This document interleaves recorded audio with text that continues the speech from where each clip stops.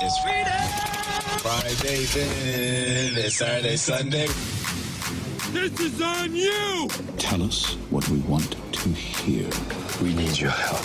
We're going to give it to him. Just Anthony. He's going to get it all. Let's get nasty on a Freedom Friday here in the Fast Lane on 101 ESPN. Andrew Marsh, Jamie Rivers, Carey Davis, live from Champaign, where the Fighting Illini will be back in action tomorrow. CD, you with us? Yeah, I'm here. Can you hear me? Yep, we can hear you, brother. All right, so put the mic a little closer to your mouth, CD.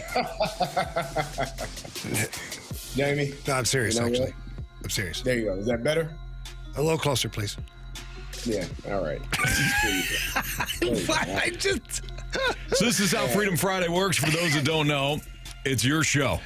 Whatever topic you want us to discuss, you can send it into the Air Comfort Service text line at 314-399-9646 if you want.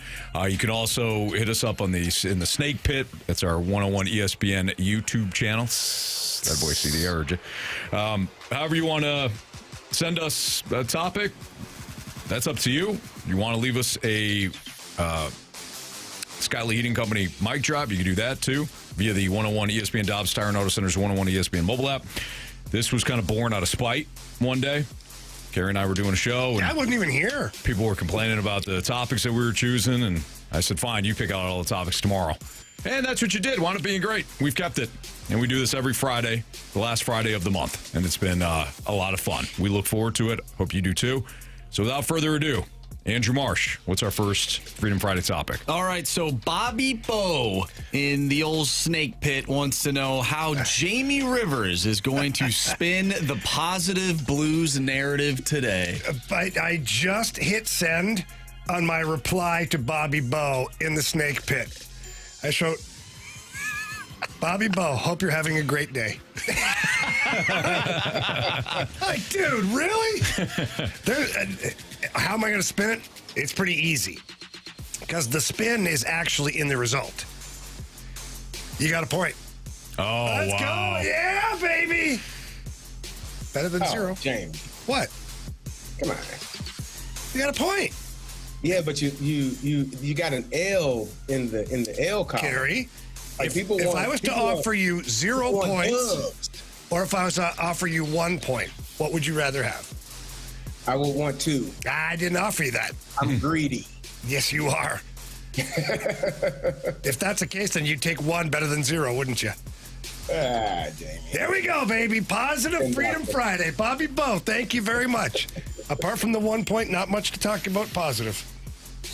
Well, I mean, What do you think of Dalibor Dvorsky? I know yesterday you know we what, guys? said I'm wrong. This is what we said yesterday. We said show. if we go into the show tomorrow and our main focus is Dalibor Dvorsky, then we got a problem on our hands. But I'm going to ask you the question anyways, because we saw him on the power play last night. Almost scored a goal at the end of the period. Nice rip. Wicked shot. What did you think of his game last night? I liked it. You look confident. Now, first game, and a lot of times first game you got that little extra jump in your step, and you're fired up and all that stuff. But I liked it. His hockey sense was good. He was in position for, forechecks in the defensive zone, neutral zone. He did good on faceoffs. He did rip that one off the bar. He was in front of the net, causing chaos when Pius Suter scored that goal to tie it up. He was on the ice for the Snuggerud goal. I really, and I mean really, want to see Dvorsky play with Snuggerud. Yeah. Kyrou was fine, but I would love to see Monty, just for the hell of it, okay? It can't get any worse. No, that's not what I mean by it, but just for the hell of it. Give me Holloway, Dvorsky, and Snuggerud. Give me that for 1 period of play. Let's just see what happens. I think that there's a lot of excitement there. So, yeah, I thought Dvorsky was good. I thought Snuggerud was really good. I thought Holloway played better than he had, scored a nice goal. Which always helps when you're a goal scorer. Defensively, they played a little bit better. They still, literally what we talked about yesterday is not giving up all that much, but when they give up something, it's prime real estate. And that's what happened again last night. You got guys that aren't looking at the players, guys are puck watching, and then, 17 or 18 shots on goal the whole game. That's all you give up, but you still give up 3 goals. It's that part there has got to get better. Yeah, the puck watching, especially in front of the net. I mean, Jamie, you do a great job of breaking it down, and you were breaking it down for us in the pre-show meeting. Just certain guys that are either out of position or are in position but not doing anything to help the defense, to help Binnington in front. Guys are literally just watching the puck as opponents are sneaking, not even sneaking, they're just getting in position to score. These are all opportunities for the opponent that they're capitalizing on. Yeah, it's ridiculous to me to watch NHL caliber players who have done it right so many times in their career. In the defensive zone, there's no shoulder checking going on. Like, I'm not going to say back in my day, but as a coach, even post-career, when the game had already changed, I'm working with NHL guys in the offseason. We're working on defensive zone and positioning. Every time you move an inch, you shoulder check because the game is that fast. If you think you have a guy 1 second, you don't have him the next second.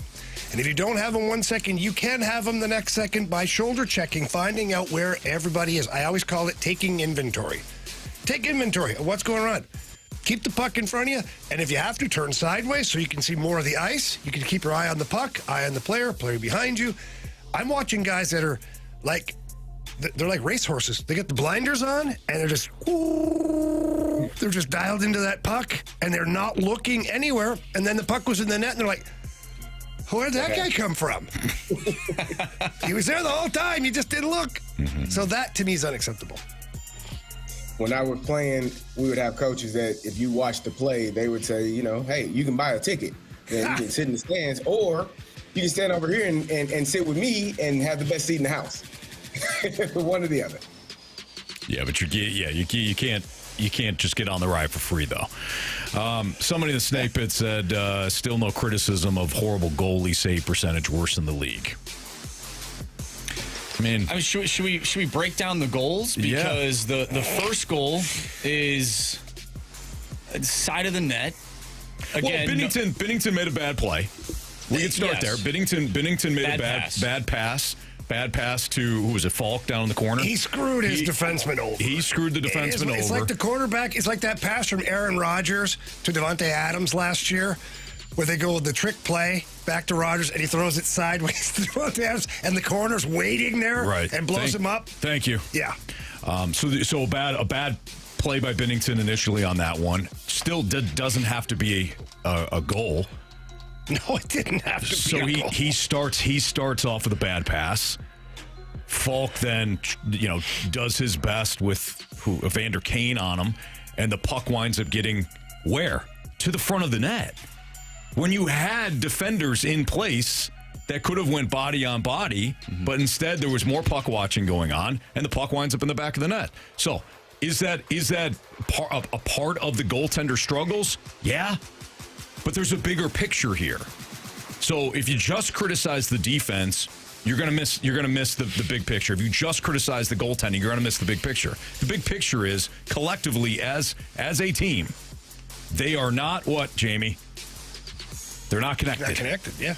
They're not connected. Whether that's a lack of communication, whether that is unfamiliarity, which shouldn't be the case, but unfamiliarity playing alongside each other, whether it's everybody's just hanging their heads right now because they're all desperately trying to get it back on track. Whatever the case is, they're disconnected as a team, which is what Jamie's been saying for a week and a half now. Well, and the details aren't there.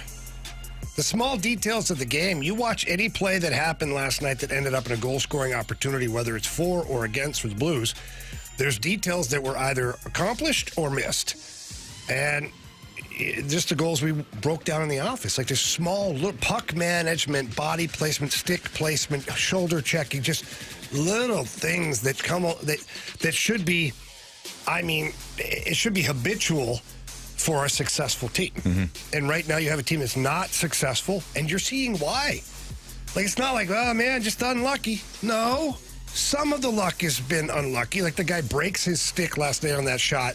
Nobody really knows where the puck is. Sherwood fires it from a horrible angle, beats Binnington, who's screened by two of his own players. Not exactly a goal that you draw up if you're the Vancouver Canucks. But right now you're the St. Louis Blues, and those are finding their way to the back of the net on you. So you can create your own luck to a certain extent, but right now all the other things, there's nothing to do with luck. It's all hockey IQ. You don't even have to be physically able, like more able than the opposition. You just have to be physically in the right spot. Yeah. All right. It's Fast Line on 101 ESPN. So Blues lose again. They do get a point. I know Bobby Bowe started us off on a negative Freedom Friday. Here's the thing, though. It's not. It doesn't really matter. We can. If we go one angle, somebody's going to bring up another angle. Why aren't you guys talking about this? If we immediately go to that, they're going to say, why didn't you talk about this? It's the team isn't playing well. Period. And people are frustrated, right? People are frustrated. I don't blame you. But we're frustrated They're mad too. at us, Anthony. We're frustrated too. We're not holding them accountable.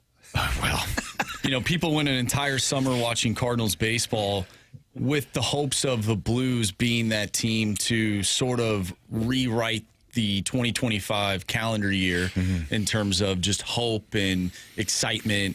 And they've been playing like they have been playing every game down at Busch Stadium. It just seems like that's It might help the vibe. right now. if they play at Busch Stadium, yeah, they do. They have done pretty well down there. But you know what? The Blues want to know. How about that? Want to know? Yeah, Busch they're- Stadium. Blues are pretty undefeated. good on Saturday, by the way. Oh, good. They beat the Flames on a Saturday. They beat the Dallas Stars on a Saturday. And they'll play the Blue Jackets tomorrow on a Saturday. On a Saturday. Okay. Well, good. Awesome. See, We should just have every game on things are Saturday. turning around. Now, they lost last Saturday to Detroit, but we thought they won, Anthony. We did because we We turned it did. off when they were up Turned it 4-0. off. Yeah. We have a habit of doing that, Marsh. Either you or I. Apparently, they have to play all 3 periods or all 4 quarters, depending on the sport. I guess. Who knew? All right, it's Fast Lane on 101 ESPN. Anything that you want to discuss today, send it in to the Air Comfort Service text line or, again, on our YouTube channel, 101 ESPN. It's Freedom Friday. It's also Halloween, so happy Halloween. Oh, yeah. Happy Halloween. Happy everyone. Halloween, I love your everybody. costume, by the way. Yeah, too. thank you very much. Yeah. It's excellent. Went as a jerk. Here I am. That escalated quickly. I wasn't going there. Yeah, I figured I'd play offense instead of Holy defense. crap. You know, Carey, You I went figured I'll full just court jump. press. I'll just jump on offense. That way, I don't have to play defense. I'll just whatever comment was coming. I figured I'd just jump on the grenade. I didn't say anything. I know you didn't. Yeah, you didn't have That's to. the best way I was going to go say about you That's- look like an Under Armour model. That's my you. What? See? He's good. Yeah, the best, real good. the best teammates jump on those grenades Yeah. for the They sake do. of everybody else. They do. You know who else did that? Captain America. Yes, he did. Yeah. Now he didn't know that it was a dummy grenade, but No, he didn't it, have to. It didn't matter. Yeah. They knew right then and there. Yeah, He that was the scrawny right- little bugger. He was the right guy. Yeah. Yeah. Good stuff. All right. Freedom Friday continues next on 101 ESPN.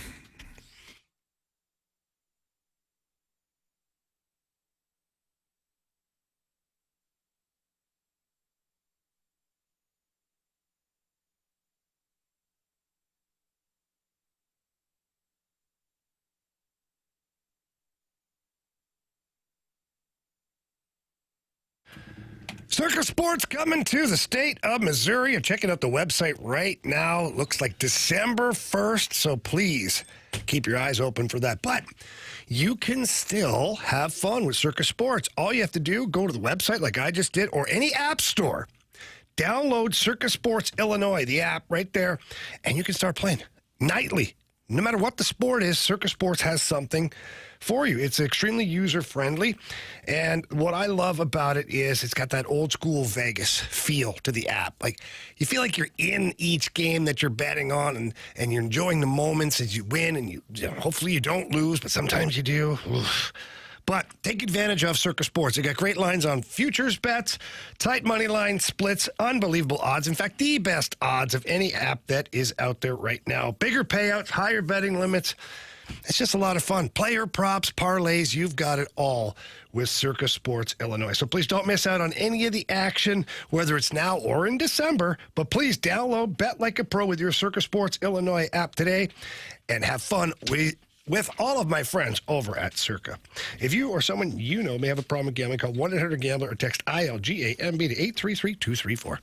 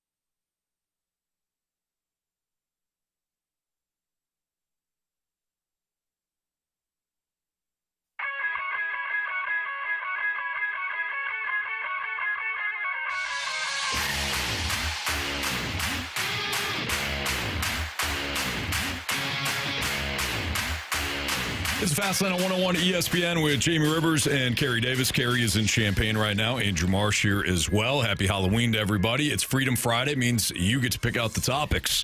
So, Marsh, what's our latest topic? All right, well, since it's Halloween, we actually have a few Halloween questions coming in. So why don't we address those? From the 636, what's the best costume you've ever dressed up in, and what's one of the best you've ever seen? I mean, there's a lot of creative. I mean, as far as scene, man, I've been on a lot of teams where we had Halloween parties, and I don't know if there's any. I'm thinking of a lot of them right now, but I don't know. I always like the one where the person looks like they're being abducted by an alien. Those are always one of my favorites. That's kind of popular among some of the younger kids too, where they got like the alien on their back or whatever. Yeah. I don't know what. There's a French maid one time where you were. Yeah, that was me. Yeah, it was me. Yeah, nice. No, actually, one year when I was with the Islanders, I'd just gotten traded there a month prior, end of September, early October. You have your team Halloween party. Yeah, I kind of know people, but not really, And we had one of our trainers there. His name was Eric Miklich. Great dude, unbelievable dude. But when you look at him, he has very prominent features, and the way he dressed was a certain way. So he had very large teeth, for one thing. Mm-hmm. Perfect teeth, but large, okay? He had a larger nose. He wore these glasses, and he always wore these, khakis with the fanny pack as the trainer with all the tape and all the stuff that's in there. So I went to the Halloween party as him. Oh, wow. That's pretty good. I walk in. I got my New York Islanders trainer's T-shirt on because I had the other guys help me out get the outfit. Mm-hmm. Bought a pair of khakis. I had the fanny pack with tape, chewing gum, a little skate sharpener thing, everything in there. I was wearing the medical gloves. Had the thick glasses on. I bought the Billy Bob teeth, but the big, huge ones, Yeah. So the big Billy Bob teeth. What a way to introduce yourself to your team. That's pretty good. You come in basically imitating or making fun of one of the guys that's been there forever. Yeah, I appreciate, now that I'm a parent, I appreciate the families that do some sort of theme. We haven't done it in a while, but one year we did Toy Story. I think Toy Story 4. It was when Toy Story 4 came out. Madeline was Bo, and then Chris and I were the Mr. and Mrs. Potato Head, and then I think Killian was Buzz Lightyear, and Lincoln wasn't. He wasn't born yet. Never mind. I was gonna say, do you still have the nose on? Oh. You caught yourself, but then you went with it anyways. I did. I couldn't help That was it. nice Looks of you. like you two dressed up as the same person this year. Yeah, The jerk. did. Totally. Thank you, Marshy. The hell, Good job, Marshy? Marsh. Oh, whatever, Carey. Carey, do you have any? No, I was. Then Jamie, watch it. I was always a football player. It was the easiest costume. Yes, you have been.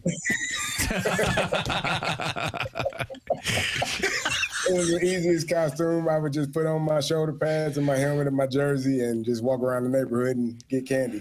I did always enjoy being a vampire, though. I don't know why. It was something about the teeth. You were talking about the teeth with the guy. I always enjoyed putting the fangs in and being a vampire. Well, and you like the taste of blood, so. I mean, not really. No, thank you. I mean, who doesn't? Yeah, Marsh, I feel like you're often very creative on Halloween. You're probably the best person to talk to about this. Halloween is my Super Bowl favorite holiday. Just because I love different costumes and stuff. A couple years ago, I dressed up as Randy Marsh from South Park. Nice. But it was from the episode where he's got the big Liberty Bells. Sure. So I walked around whatever bar I was at with a pillowcase full of stuff and had big Liberty Bells walking around as Randy Marsh. I thought you said Randy Moss. No, not Randy Moss. He's a football player, Carey.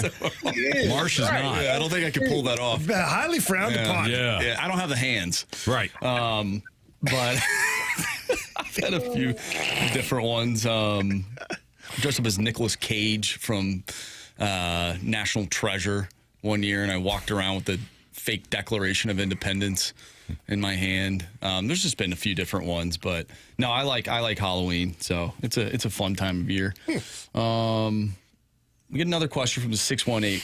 With having kids, do you guys prefer trunk or treat or the classic trick or treating? Okay, so I'm going to defer this to some newer parents here, which would be Carey-ish. I know Carey's got some older kids too. But Anthony, because trunk or treat was not a thing for me growing up ever. And then it was not really a thing with my kids. It started with McKinnon, the last child, who's now 16, at elementary school. Like at their school, they did like a little school trunk or treat, but that was kind of it. Now they're like everywhere. Mm-hmm. For me, I think it depends on what area you live in, as far as like how busy, congested. Like if you live in an area, a lot of apartment buildings, not necessarily ideal. For me though, I love the traditional, like, let's go out trick-or-treating, grab the kids, grab the Yeti, put a little something there for mom and dad, and you go door to door, the kids go up, make sure they have good manners. That's one thing for me. Yep. Always please, thank you. If they say, hey, you can take your own candy, take 1 or 2 pieces, don't take a handful. Right. Like, don't be the jerk. Yep. That's pretty much the rules for me.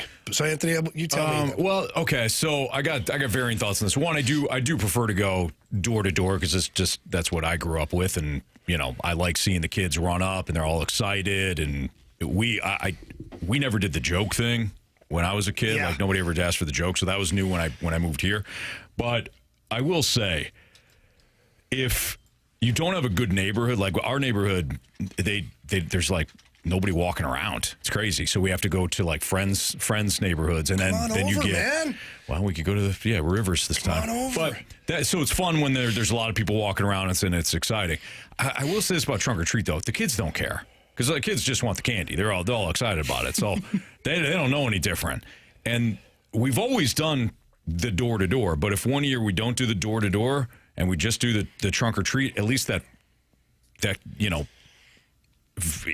at least get that portion of the kids at least do some trick or treating. But I prefer the door to door. What I don't love is how Halloween has turned into like 5 days now. Like my older kids, their elementary school has their trunk or treat. Lincoln's was last night at his preschool, so that's 2 nights. Now we're doing this tonight. There was a pumpkin carving night one night. Like. That sounds amazing. A week of Halloween? Wow. That sounds awesome. It gets a lot, Jamie. Are they wearing the same costumes? Or they're rocking the same costume. Gotcha. Are you kidding me? Yeah, we're not doing it. It's like the warm-up, though. It's like the rehearsal for the show. The show's tonight. Like, now the kids know exactly how to wear their costumes. Very true. Yeah.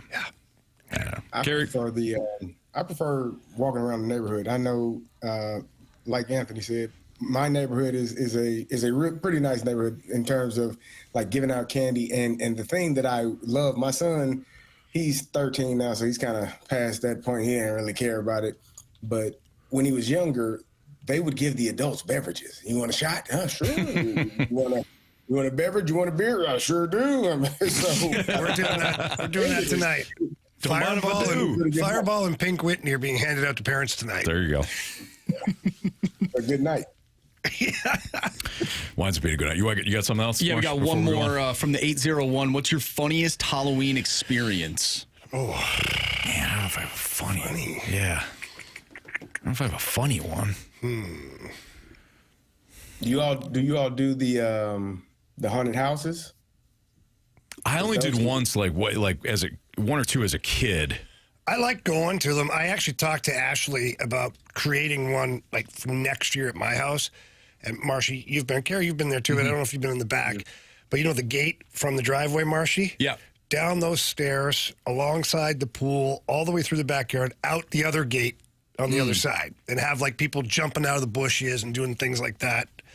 I just wondered though about liability. Yeah, you don't want anybody falling in that pool. Well, the pool will be covered. Pool will be covered. You're more thinking of like a heart attack. Just anything. Someone sprains an ankle, all of a sudden now I got a lawsuit going on because I'm trying to have fun. So I did have that happen. We went to a haunted house as a team, and one of my friends was so scared he ran out of there. One of my teammates, and I believe he sprained his ankle. That's great. That's not good. That's what you need. Multi-million-dollar athlete spraining an ankle on Halloween. There was 1 year, and I won't say exactly I don't know. There's no name for this guy, but if you remember, there's videos back in the day of this gentleman who wore like a black hood. He had sunglasses and like a white goatee, and he would go up to a news anchor and he would say something explicit. Yeah. If you remember that, I dressed up as that guy one year, and at a party, anytime anybody had a conversation, I'd butt into the conversation And say something completely inappropriate. Absolutely. Nice. There you That go. was during college. I mean, I don't hate the idea. It's kind of fun. Gives you free reign, As long I as guess. everybody understands what the goal is here. Right. Yeah, well, that was that, and I dressed up as Doodle Bob from SpongeBob. Oh, my goodness. The me hi me hi, and so I'd run around the party saying My that. man's into it. Oh, I love it. I love Halloween. Marsh loves I it. buy into it. All right, it's Fast on 101 ESPN. Freedom Friday continues next.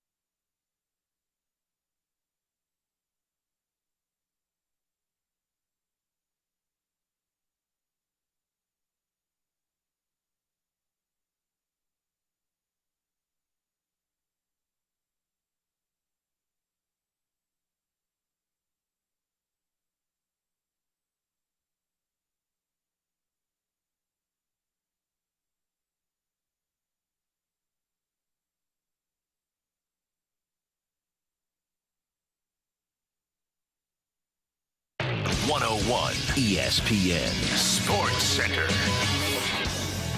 I'm Andrew Marsh. It's time for a Sports Center update driven by Johnny Londoff Chevrolet and Johnny Londoff Autoplex. The Blues fall to the Vancouver Canucks last night in a shootout, 4-3 the final. Blues back in action tomorrow, taking on the Columbus Blue Jackets. Pregame starts at 5. Puck drop is at 6. We'll talk with Jeremy Rutherford, our Blues insider, at 3 o'clock, and Blues head coach Jim Montgomery at 5 o'clock, so stay tuned for that. Before the Blues game tomorrow, we'll have some college football for you. Texas going up against Vanderbilt. Pregame starts at 10:30 a.m., kickoff at 11. And then, of course, tonight, Game 6 of the World Series. The Blue Jays 1 win away from defeating the Dodgers in the World Series.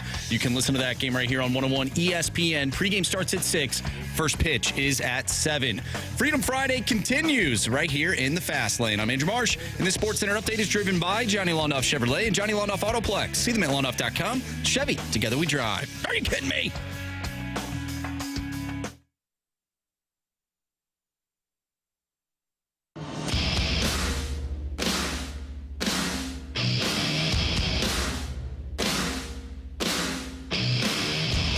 Freedom Friday continues here in the Fast Lane on 101 ESPN. Carey Davis live from Champaign as the Illini will host Rutgers tomorrow with Andrew Marsh and Jamie Rivers and Anthony Stalter. Freedom Friday means you get to choose all the topics for us today. We will talk to Jeremy Rutherford at 3 o'clock. We also have Blues head coach Jim Montgomery who will join us at 5 o'clock. Otherwise, show's yours. So, Marsh, what's our latest Freedom Friday topic? All right, this one comes from the Royal Lawn Guy.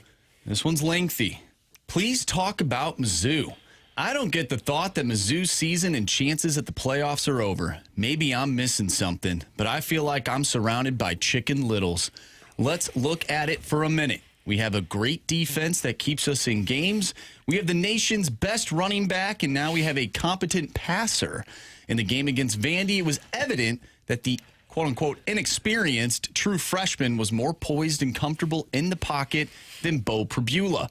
So why did our chances just go out the window? Well, I don't know anybody that has said that at least on our show, that it's gone out the window. Now, did your odds decrease? Absolutely. They decreased dramatically with that loss to Vanderbilt. But I think the playoffs are still within Mizzou's reach. I would even venture to say that if they run the table, I think they'll probably be in. Well, if they run the table, I think they're going to absolutely in. You'd have a win against Texas A&M. You're on a bye this week. So are they. So all they can do is go up in the standings, I would imagine, or stay the same. Then you got Mississippi State, Oklahoma. I'd be rooting for Oklahoma, by the way, to beat who they got this weekend. They're on the road. Tennessee. I would be rooting for Oklahoma to beat Tennessee. You want Oklahoma to be in the top 25 when you play them in 3 weeks. And then you got Arkansas. Arkansas is not going to be ranked, and neither is Mississippi State. But, again, if you run the table, you would be a 10-win SEC team with losses against Alabama and Vanderbilt. Two teams that were either... No, both teams are in the top 10. Top 10 teams, when you lost to them. And competitive losses. You lost by 3 to Alabama. You lost by 7 to Vanderbilt. But really, you were on the half-inch line from having an opportunity to tie it. Because, of course, you'd have to either go for 2 or kick the extra point. Now, as far as the other stuff, Mizzou's defense was outstanding against Vanderbilt. And Mizzou's defense has kept either propelled Mizzou or has kept them in every game this year. So I agree with that part of it. Hardy looked fantastic against Vanderbilt. Alabama, not so much. Maybe didn't get his carries. He fumbled the one time, whatever. The quarterback situation is going to be interesting. I agree that the freshman, Zollers, wound up playing very well. I, too, agree that he was composed. He threw more vertically than Bo Pribula did. And you got 2 weeks to prepare for Texas A&M. But Texas A&M has been outstanding.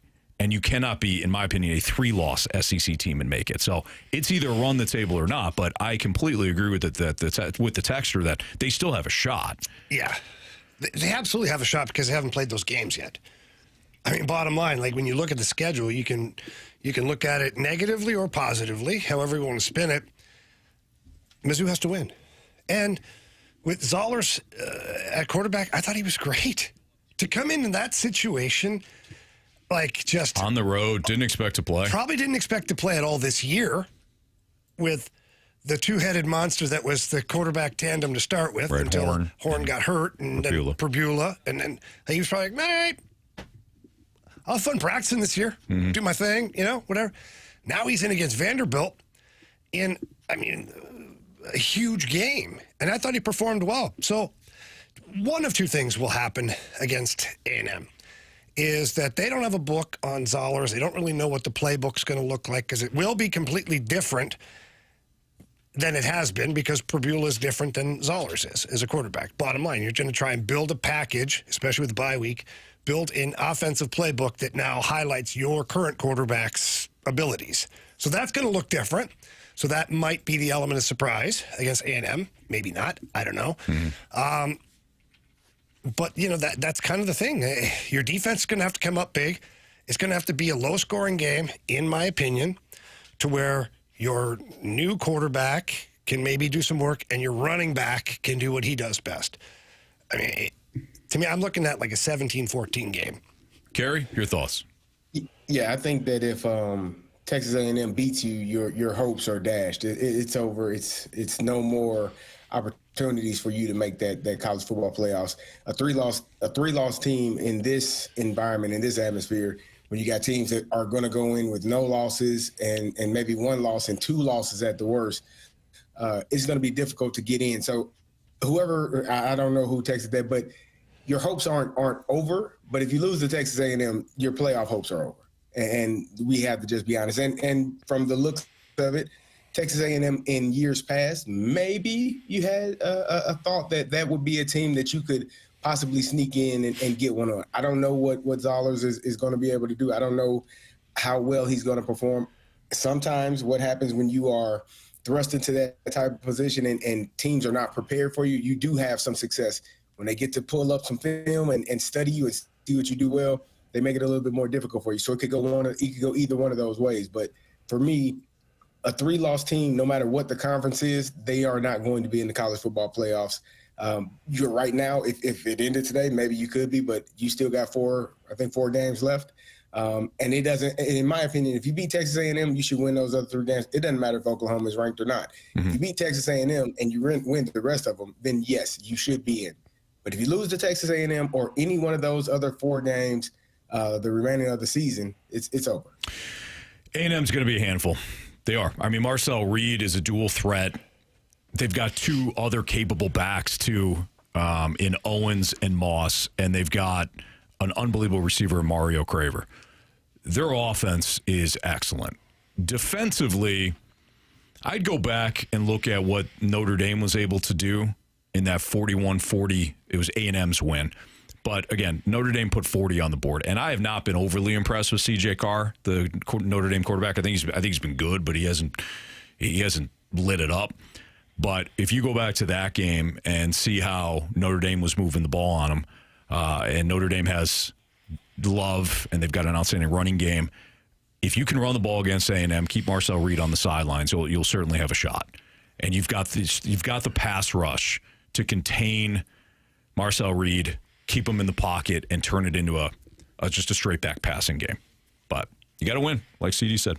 All right, it's Fastlane on 101 ESPN. We'll continue with Freedom Friday. Keep those topics coming in to the Air Comfort Service text line 314-399-9646 or via our YouTube channel at 101 ESPN. Freedom Friday next on 101 ESPN.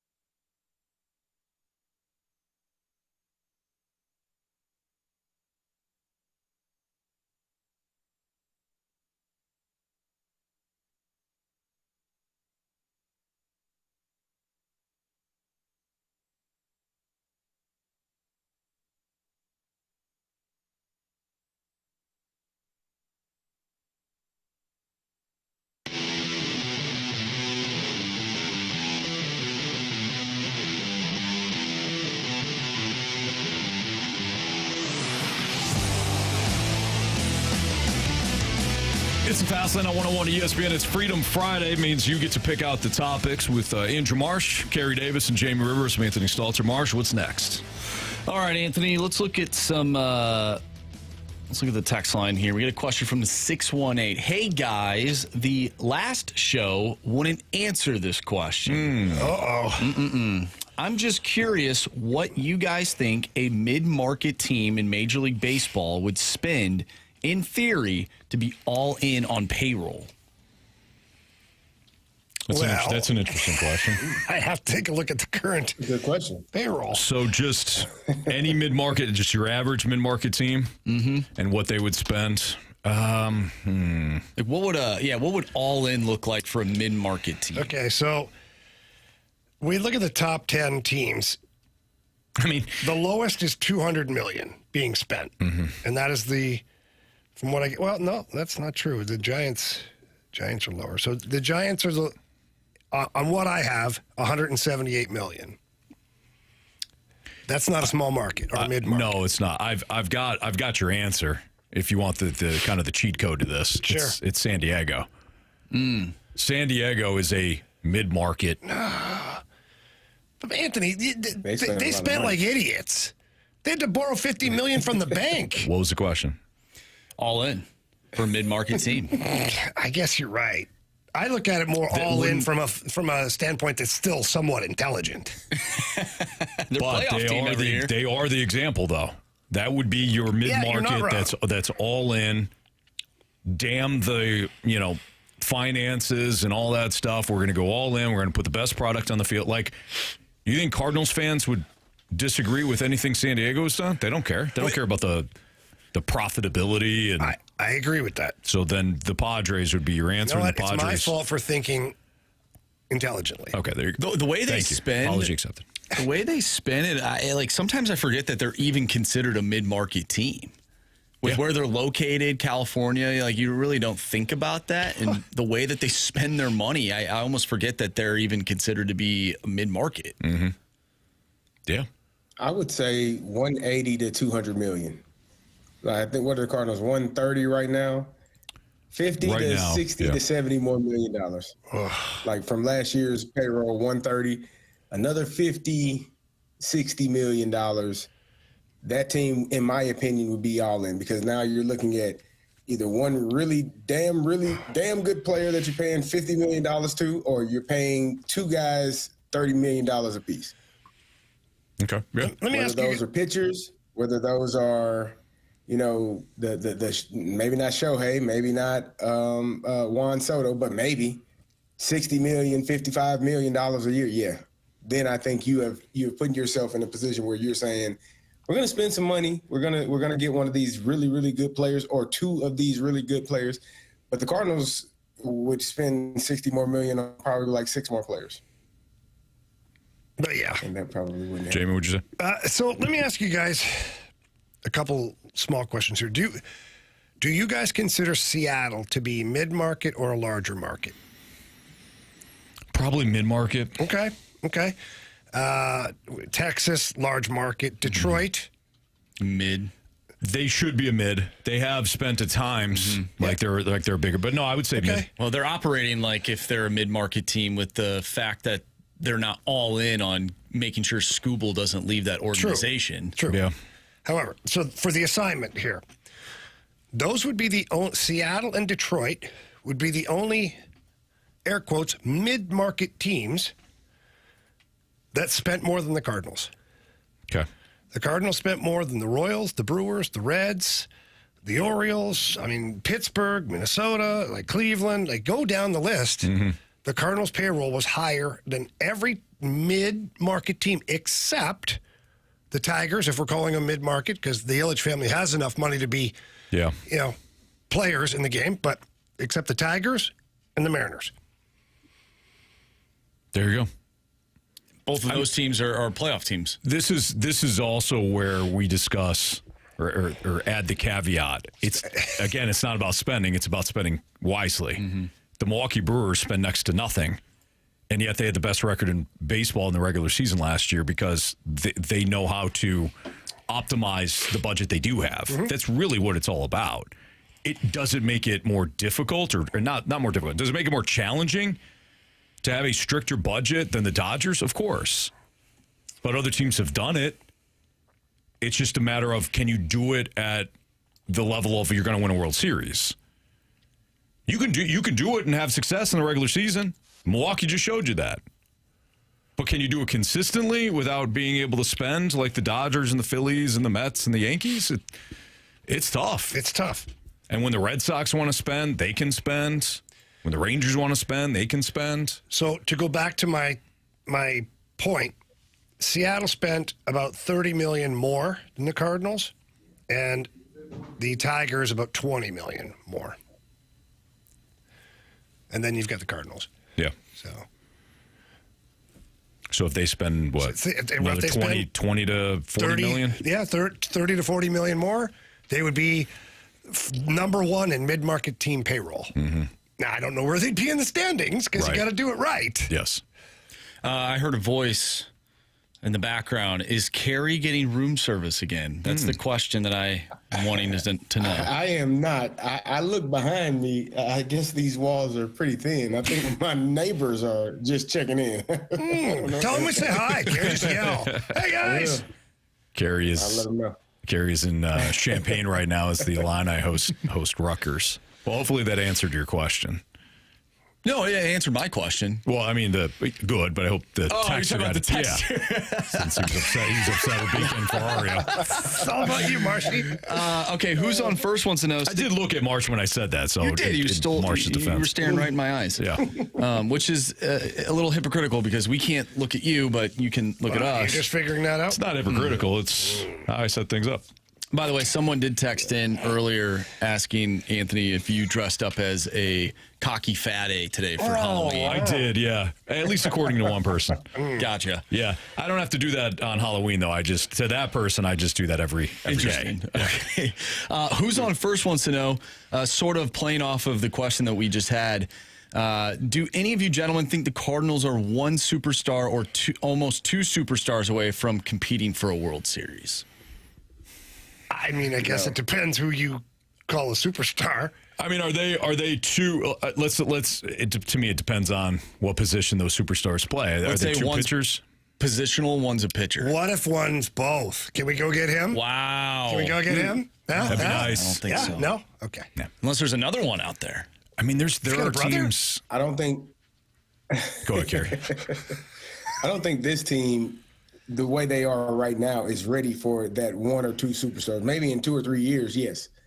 But how they're constructed right now, I think you still got a lot of young guys that still have not had the experience or the success. And so I think they're still a few years away from that one or two superstar really turning this team over and making it a World Series competitor. Yeah, I agree.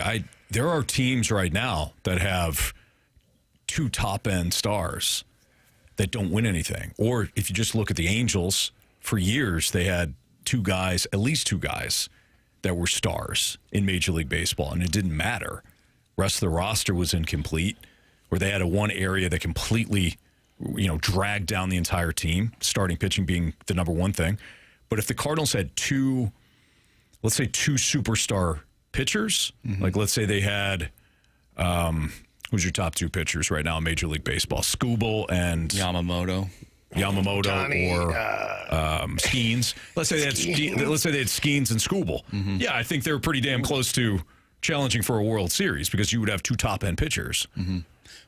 How far are the Cardinals away from being what the Blue Jays have? Obviously, they have Vlad Guerrero Jr. They have Bo Bichette, but it's not like their pitching is like in the same ilk as Paul Skeens, Tarek Skubal, You said it looked pretty damn good.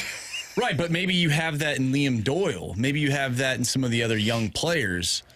I just wonder how far away they are because they're clearly closer in payroll to the Blue Jays than they are the Dodgers. Yeah, true. Well, they are. Let's see here. Yeah, they're 120 million off. So I guess we have to define how close. That's why I laugh at people like, oh, it's David versus Goliath in the World Series. I mean, the Blue Jays have 255 million payroll. Now the Dodgers have $350 million.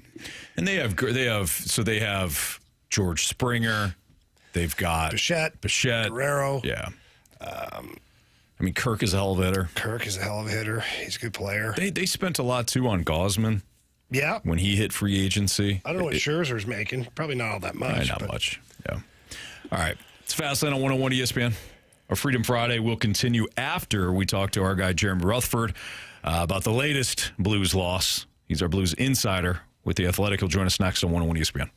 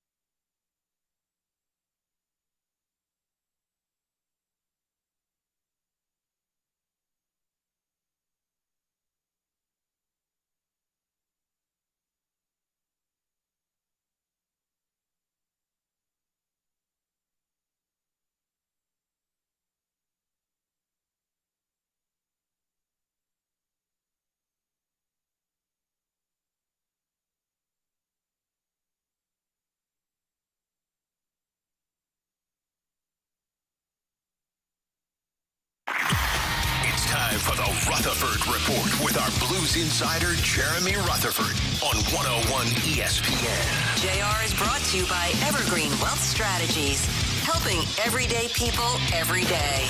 Visit evergreen-ws.com.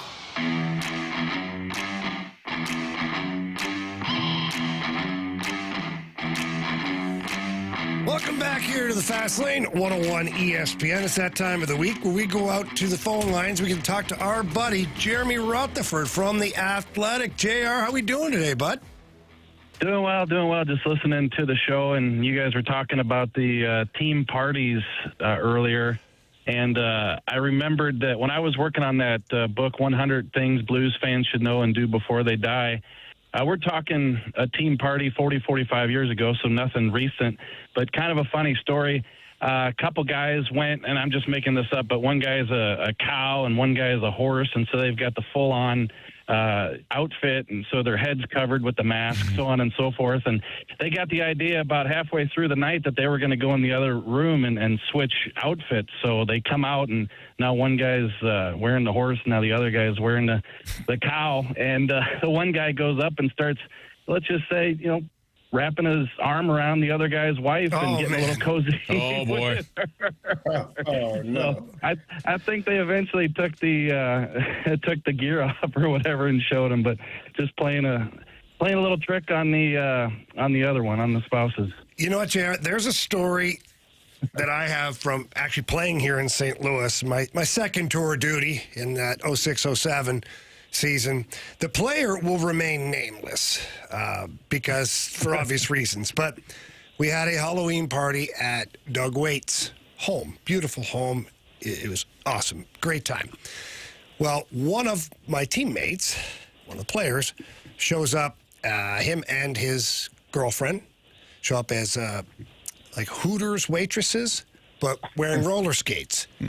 And so this person thought it would be a great idea, after consuming large amounts of adult beverages, that he could get down the stairs on roller skates. Oh, goodness. Oh, man. Said player made it about 4 steps before he bit it. All the way down he went. Then he continued to roller skate around the party for quite a while. And then like an hour later, his ankle was swollen the size of like a cantaloupe. He couldn't even get like his foot back in the skate. And he's like, how am I going to do this? Yeah. So we helped him out a little bit. We said, hey, here's what you're going to do. Is tomorrow when you get to the rink, you're going to get there early. You're going to get your stuff on. You're going to find a way to get that foot inside that skate. I don't care what you have to do. A bunch of us are going to go out. We're going to work on some shooting and some edge work and whatnot. You're going to go flying into the boards. Hurt your ankle at practice, man. Coach, I can't help it. Oh, my goodness. So if you go back just for fun, maybe check the IR out, 2006, 2007. You'll find out who I'm talking about. Yeah. I was sitting there trying to think who were the bad skaters that you played with. And that, to me, you could write a book probably just about the cover-ups, like that little cover-up you pulled there. Like I've heard those, all throughout the years. So Ray Borelli's not listening right now. One of my favorites too was when Chaser was out with the Russian guys in the 90s, and they're out in LA and they stayed out real late, and they said, hey, you're not going to tell the coach, and he said, buddy, I was with you. If you go down, I go down. It's Fastlane on 101 ESPN. Jeremy Rutherford, our Blues insider, joining us right now. JR, I don't really know where to go right now with this Blues team. Fans are frustrated, and they should be. When you're covering the team and things like that, I think one of the questions might be, do you see it among the players and the coaching staff, some of that frustration starting to boil over? Yeah, I think so. And I know that none of us should put a lot of stock into the post-game interviews with the players.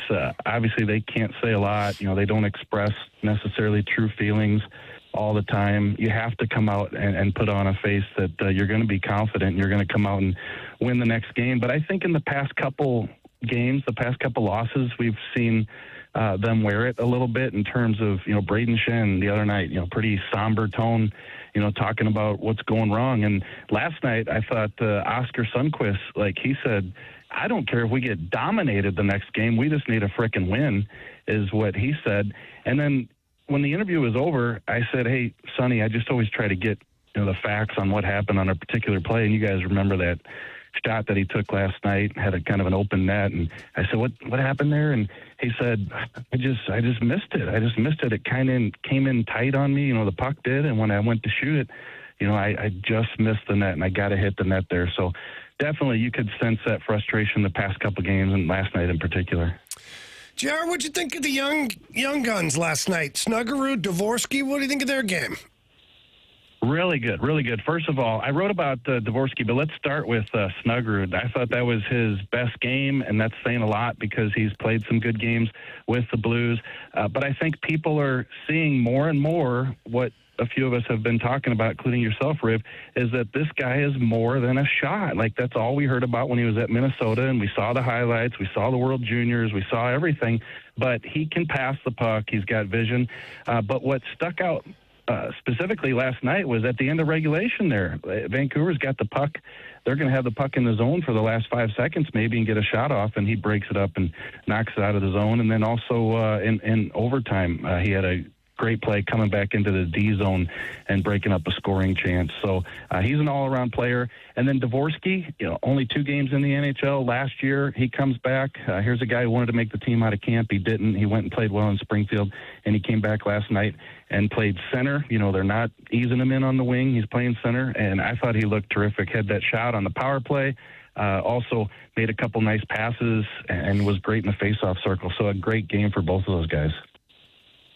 JR, Dylan Holloway got a goal last night, second of the season, and obviously he's had a lot of weight on his back because he's not been producing, I'm sure, at the level that he'd like to. What did you see from him last night, and can we expect more of that in front of the net and just letting it rip? Yeah, it was a great game for him, Carey, and we spoke to him at his locker stall a couple days ago, and he admitted some of the things that Jim Montgomery was telling us previously, that just thinking too much, pressing. He's looking for the production. He wants to be there for the team. But last night, whether he just quit thinking or what, I don't know. But he was all over the place. He did have the goal. It was a terrific shot. But even more than that, a couple big hits. Played Dylan Holloway hockey last night. And, whether that's going to continue, it's always hard to say. You like to sit here and say that maybe that starts it, but you just don't know in professional sports. And for the Blues' sake, though, if they get that Dylan Holloway, they're going to be really happy. JR, we, as you know, it's Freedom Friday here in the Fast Lane, and we usually give control to our text line for the entire show. Now that we've asked you a couple of questions, we're going to the text line, see what they've got for Jeremy Rutherford today for a couple. Marshy, what do we got, bud? All right, well, this is obviously in jest, of course, but the 910 says, isn't this the time of year the Blues fire the coach? It's tradition at this point. Damn. There's been a lot of text messages over the course of the last week talking about the Blues core and how they're responding to Monty, and there's been 3 coaches now. Like, what is your opinion on that discourse? Yeah, I can see where the question comes in terms of what's happened with the past 3 years and the slow starts and the coaches getting fired. But obviously this is apples and oranges when it comes to the coach in place. I mean, Jim Montgomery, they are responding to him. They will continue to respond.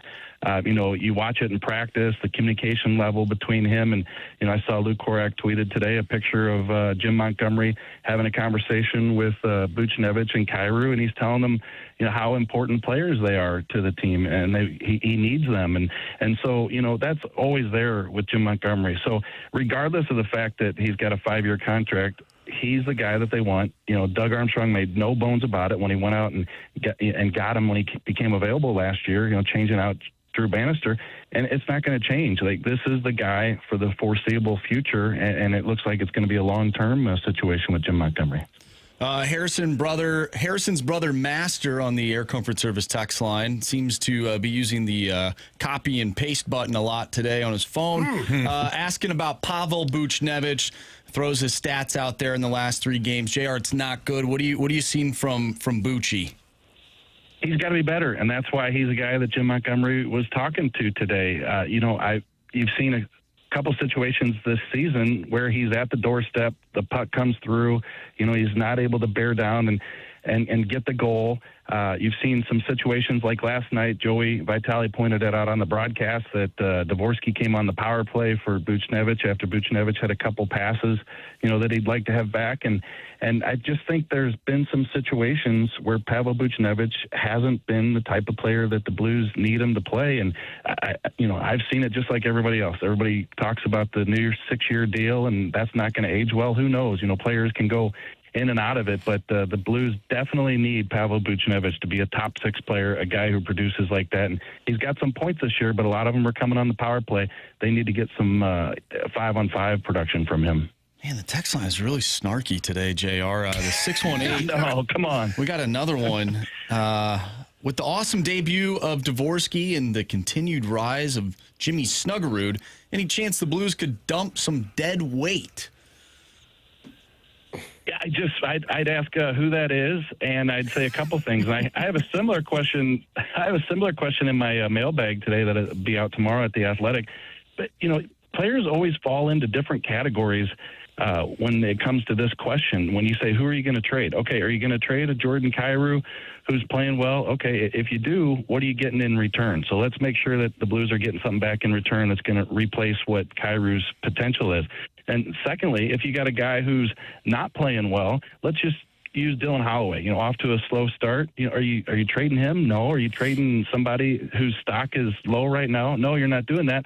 And then the third category to me is the contracts that look like bad contracts that you're just not going to be able to unload unless you add a sweetener and you send draft picks or prospects along with that contract. So, you can divide them up into those 3 categories and put the Blues roster into them, and you tell me, who you're going to trade that you think is going to change the outlook of this team right now. Yeah, well said. All right, JR, happy Halloween to you and the family. Have a great weekend. We'll talk to you next week. Yep, you guys too. Thanks a lot. Thank you. That's Jeremy Rutherford here in the Fast Lane on 101 ESPN. We have our next Freedom Friday topic coming at you here in the Fast Lane on 101 ESPN.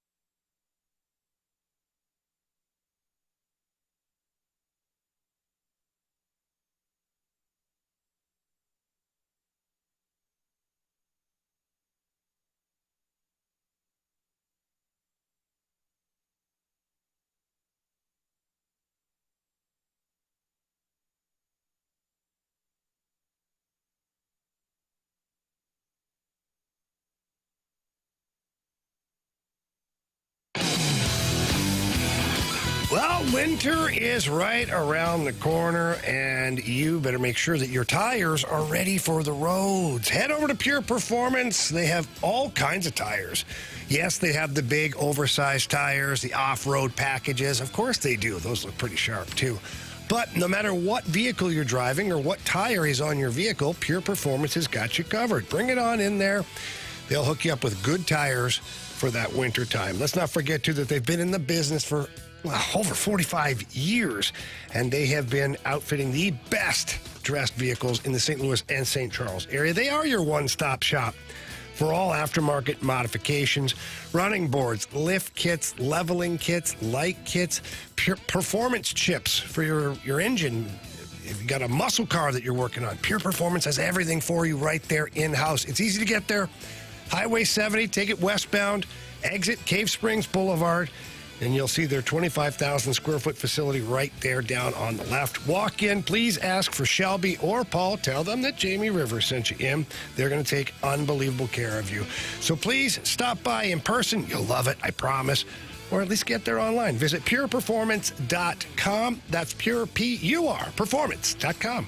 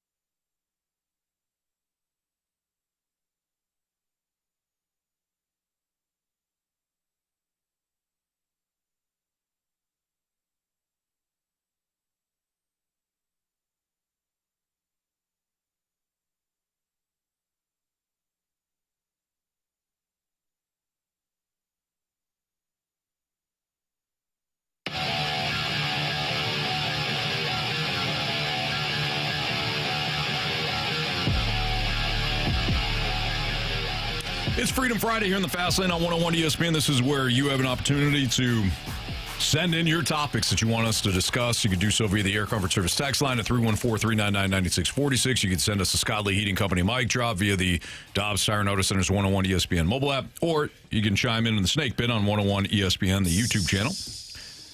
However you want to do it, it's up to you. Marsh, what's our next Freedom Friday topic? All right, the Baldwin Beaver text in says, apparently the line has been set TMA minus 7.5 versus the Fast Lane. Jackie Papers is going to dunk. Wow. 7.5? I'm going to go on my Circa Sports Illinois app right now, and I'm going to go all in on us. I mean, they're going to lay 7.5 against us? That's interesting. That's quite shocking. Carey, what are your thoughts? Crazy. No, in basketball, I mean, pick a sport, really. But in basketball, is that what they're referring to? Yeah. I guess. Jackson's going to dunk? Come on. Man, nah, Come on. I'm okay with that. I'll take that. I'll take that chance. We can put some money down on that. Yeah, I'm with you. Yeah. Don't see it happening. All in. I'm texting Jackson right now to get a little insight on this. Yeah, I don't know if they talked about that TMA this morning. I would be interested to know what they say. Apparently they did. Mike Ryder, they did talk about the game, so sounds like this could happen. I did talk to Jackson in the hallway a little bit. He said already dissension on Team TMA because he said he wanted to ditch Tim, Doug, and Marty Kilcoyne. What? He's like, yeah, I got to get rid of those guys. He says for obvious reasons. I don't see the obvious reasons, but, Jackson clearly has his obvious reasons, and he wanted then to recruit Tanner, BK, and Ferrario instead. Oh, interesting. He says, although they're not very good athletically, this is not my words. Oh. This is not my words. He says they're physically more able than my other teammates would be. Well, we'd be okay with that. Now, will we play 4-on-4 or 5-on-5? 4-on-4. Why not? It's our game. Gator said Jackson was talking some smack today on TMA. Well, that's weird because he was so nice before our show That's started. usually how Jackson does it. Wow. You got to watch Jackson. You got to watch him. Gator is employing us to pull up the audio from this morning. I don't know if Maybe we'll find it. Huh. Okay. Yeah, I'd love to know what the thought process was on that, outside of just talking smack. Yeah, either way. Yeah, I don't know. The Baldwin Beaver says they were seriously talking smack on you guys this morning. Okay. Well, I'd like to see him back bring it up. on. Back it up. Bring it on. Now, are we playing in the parking lot? Anyway. No, I'd hardwood floor? Are we playing street? I said to Jackson, we find a nice local high school, nice little indoor court. Maybe have some people come, watch, donate some money to charity. Donate some money to charity, absolutely. Yeah. Yeah, we're all in. Yeah. Anytime you want to, man. Bring it on, Donkey Kong. Say word. 314, question for Jamie. I just found out my great-grandfather may have been 100% French-Canadian. If that's true, does that mean I'm Canadian? Wow. Give me the great? Great-grandfather. Well, I'd say it's got a little Canadian in him. It's always better when you have a little bit of Canadian in you, Anthony. I don't know if you're answering the question, Jamie. What? He's flat out asking you What? if he's Canadian now. Yeah. Why wouldn't he be? The lineage is there. Okay. Don't you wish you had Canadian in you? No. I don't believe you. While I respect see it in your your home eyes. country, while I respect your home country, Jamie, I will respectfully decline. And I did say respectfully. We'll see. The night is young. Oh, boy. Do you know where your We're not coming over now. descendants are from? Or, I'm assuming yours is Italy, Anthony. Yes, my mother is 100% Italian from Calabria, Italy. Calabria. Yeah. Okay. Yeah, my father, he don't know. He doesn't know. My Nor does he care. my grandfather on my dad's side is a First Nations way up north in Canada. And my grandfather on my mom's side, he worked on a boat from Belfast, Ireland. Nice. Came all the way over here. So Irish, Indian. Nice. It's quite the combination. Yeah, you don't hear that much. No. But we Sure like our whiskey. Yeah, you do. If that means anything. By the way, got a little bit of audio. Thanks to Mike Ryder. Let us know the exact time when TMA was talking about said basketball game. They just listened to what we said yesterday, and now this is their reaction. So why don't we take a listen? Well, hang on. We were very polite, too. Oh, yeah, sure. We weren't calling them out. Nothing. Go ahead. All right, here we go. Wow. Yeah. I actually think the biggest reveal is Tanner can ball at the mall. He might be able to. I'll take myself. He says heyday. I don't care if it's a heyday or a payday. Were you aware of this? Cold and gray day. Give me 11 to 1. Yeah, I was. Tanner's been saying this for a while. Really? And he's probably listening right now because they're at Centene, connected up with the station here. So Tanner was to take you on one-on-one? If you're listening, Tanner. T-diddy. Just. YouTube. Oh. We didn't subscribe. We don't have the premium package here. I know I was about to say on spot. Here we go. Part 2. Boy, that sounded like a threat. I take that as a threat. HR will be notified of that. Let sleeping dogs lie. You just don't want these problems. That you would present on the hardwood. That's correct. Okay. That's correct. You can doubt. It's fine. I just can't imagine Tanner, soft-spoken Tanner, saying that I want a piece of Jackson. It just doesn't strike me as something. I feel like you're applying this to poor T. They said it, not me. They said it, not me. But you said that he's been saying it for a while. He said that like a couple years ago. He walked up to you one time and said, let's go. We were jokingly talking about it once, and he said something. I was like, ooh, careful now. Same with the fast lane guys. Again, let sleeping dogs lie. Oh, I don't know. I don't know about that right there. I guess I'm obviously down in the paint, but then... Right. But then what do we do with the rest of our rotation? Yeah, wouldn't worry me. Wow. This is why I'm going to blow out my knee, is because we're going to wind up doing this. Wow. I feel like Tanner got the brunt of most of that. I feel like that was really directed at Tanner until... Yeah. And then he wanted him as a teammate. I think the real problem is, again, the dissension on TMA. For Jackson to just turn on Doug, Marty, and Tim as quickly as he did in the hallway, these very hallway. Wow. Right here. He was real brazen, too, about how he'd have it. Like, there was zero concern from Jackson with this matchup. Zero concern. Well, I mean, technically...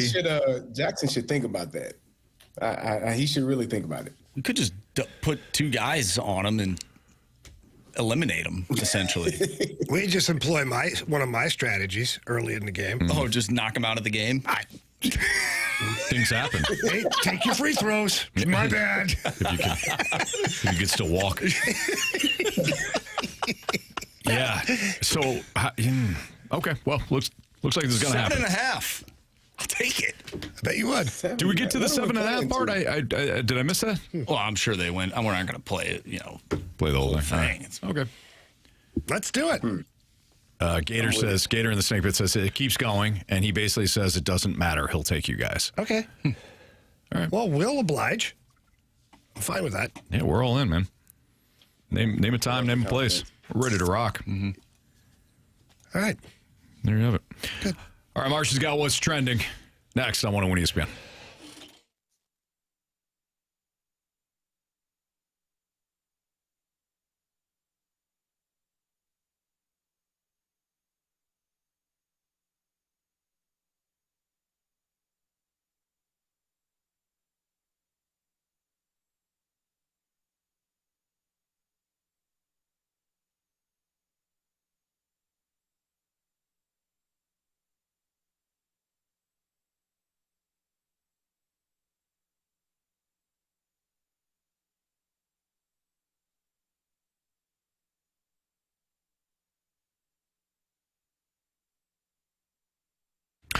Today is the last day you can take advantage of Mosby Building Arts' out of this world sale. It makes remodeling easier and that much better because they've got different sales going on. For example, they got bathrooms starting out at just $279 a month. You can upgrade to modern. You can, do some water saving fixtures if you want to add storage. Even create a spa-like retreat that boosts your home's family, your home's value, and your daily comfort. So don't wait. The sale ends today. There's still some time though. Go to callmosby.com. and schedule that appointment. You don't need to have the whole remodel done. You just need to have some things started in terms of, getting scheduled and all that. But if you visit callmosby.com today, you can still take advantage of the $279 a month on a bathroom or $599 a month on a new basement. You can add a home theater, game room. You can turn it into a private office. Plus, the added value of your finished square footage is outstanding when it comes to resale value. And if you want maybe a front door focus, you could do $69 a month or $59 a month for new gutters if you're having some gutter issues, and of course that means water problems around your foundation potentially. So call Mosby. They are the right remodeling company. They do fantastic work when it comes to any remodel, but they work with you. The stylists are fantastic. Everybody's under one roof, so engineers, plumbing, all of that, everybody is right there under the Mosby roof, so you don't have to worry about different contractors coming in and out that'll delay your project or cause issues. Mosby Building Arts, they are fantastic, and they are the right remodeling company.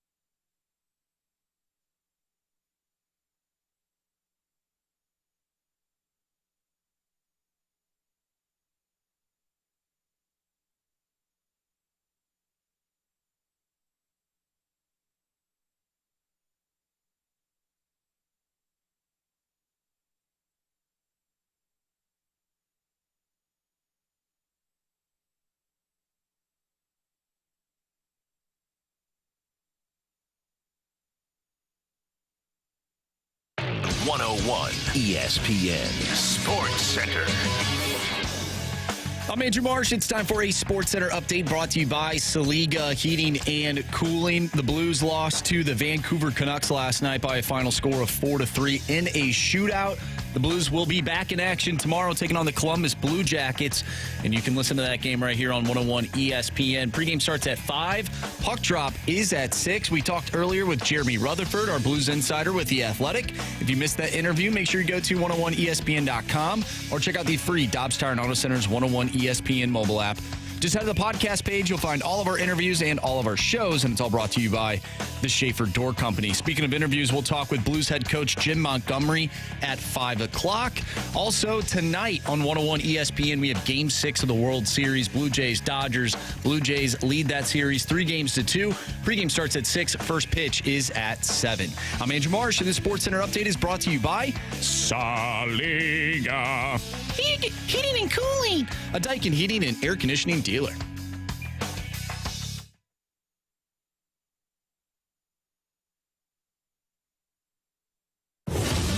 are the hot topics in the sports world? What in the wide world of sports is going on here? It's time to find out with What's Trending, brought to you by Elite Comfort Experts. Heating and cooling with no gimmicks, just guarantees. EliteComfortExperts.com.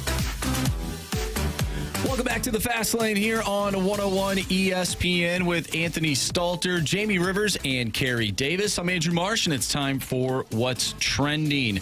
Gentlemen, today is Halloween, and we know that Halloween comes with jokes, trick or treat, right? Mm-hmm. The water boy texted in, said, in the spirit of Halloween, did you see that joke of a football team last night?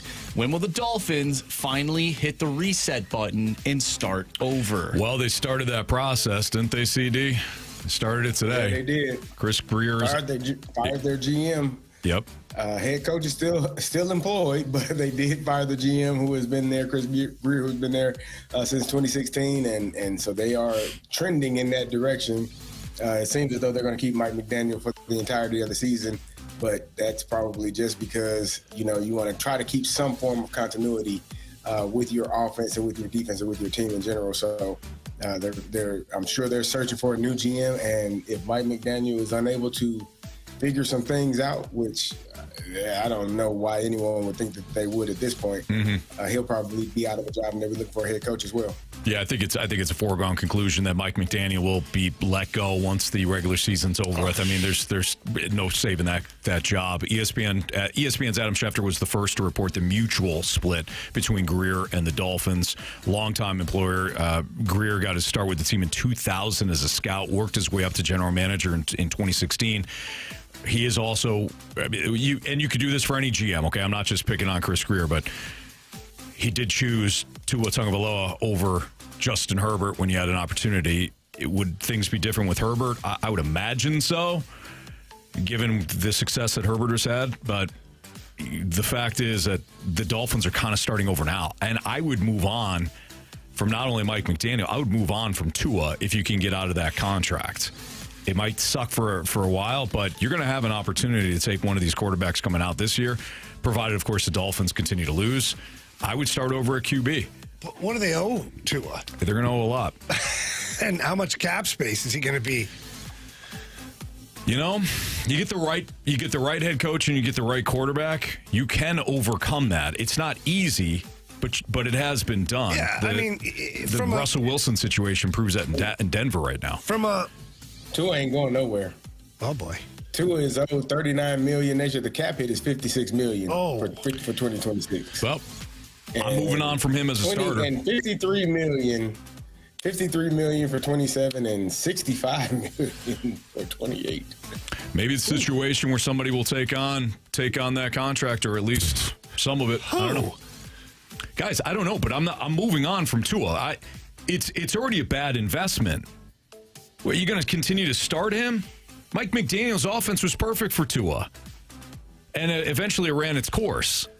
I'm not putting him back at starter. He can be an expensive backup for the next 3 years. You're not going to be paying the rookie quarterback. I'm moving on as him as a starter. A lot of money. I understand. I'm moving on from him as a starting quarterback. Who do you think has, out of those two guys, Mike McDaniel and Tua, which one can succeed somewhere else? If you had to put more stock into the player or the coach, they go to a different franchise. Which one do you believe could have success somewhere else? I think Mike McDaniel as an offensive coordinator. I agree. You don't think Tua could be one of those quarterbacks like a Sam Darnold, Baker Mayfield? Would you throw him in that category as of right now? I mean, I never thought Daniel Jones would be a reclamation project somewhere, so I'm not going to say never, but I think it's more likely that Mike McDaniel has success as an OC someplace. What do you think, Carey? I actually thought Tua because Mike McDaniel, in terms of being an OC, it's the leader of an entire unit, right? And I think he's proven with his time in Miami that it's hard for him to lead an entire team, and who knows what he's going to be able to do with the unit. I would say Tua Tagovailoa because he does have an ability. I think the concussion slowed him down over the past couple of years, and that kind of derailed that entire team and that entire offense.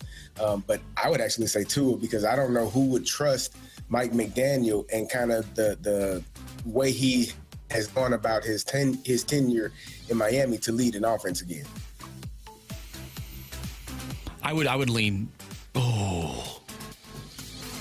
As a head coach, I don't know if Mike McDaniel can do it, so I agree with Carey in that aspect. But we have seen quarterbacks. I mean, I didn't think that Baker Mayfield or Sam Darnold or even Daniel Jones could revitalize their career. So I wonder if you get Tua in the right system, although you could argue that this was the system for him and he still can't do it.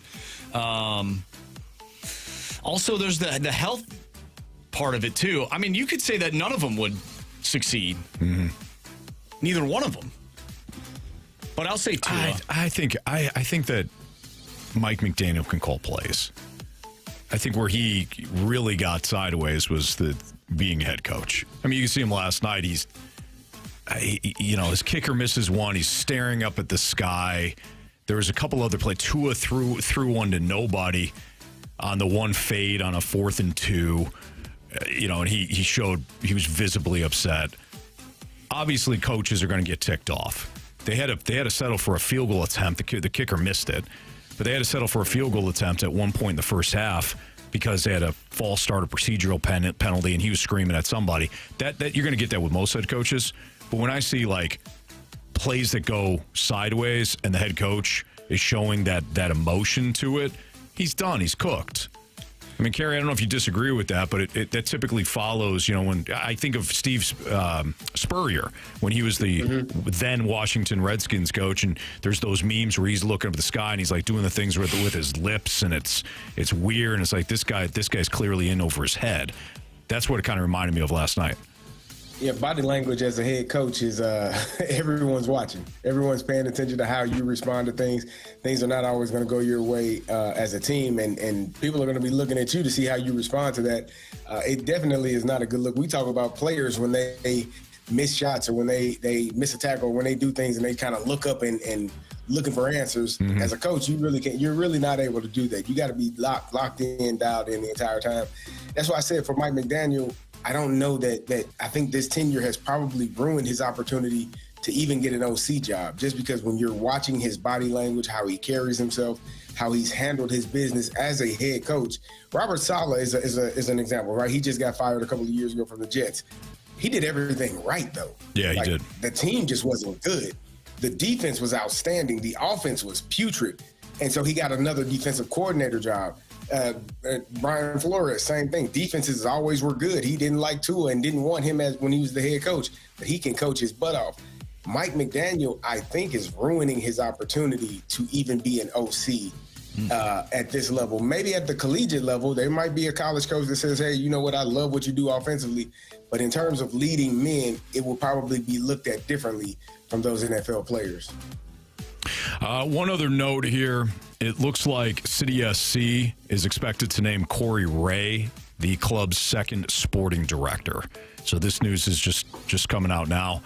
Again, Corey Ray is expected to be named the St. Louis City SC's sporting director. He was the pro executive of the year. Most recently spent his time as director of soccer for CF Montreal.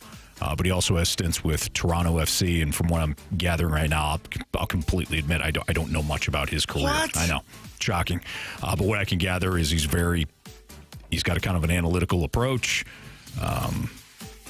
Somebody that is going to come in, and he's got to clean up a bit of a mess here. So, but yeah, wanted to address that. So City SC expected to name Corey Ray, club's second sporting director. It's Fastlane on 101 ESPN. We will continue with our Freedom Friday show next on 101 ESPN.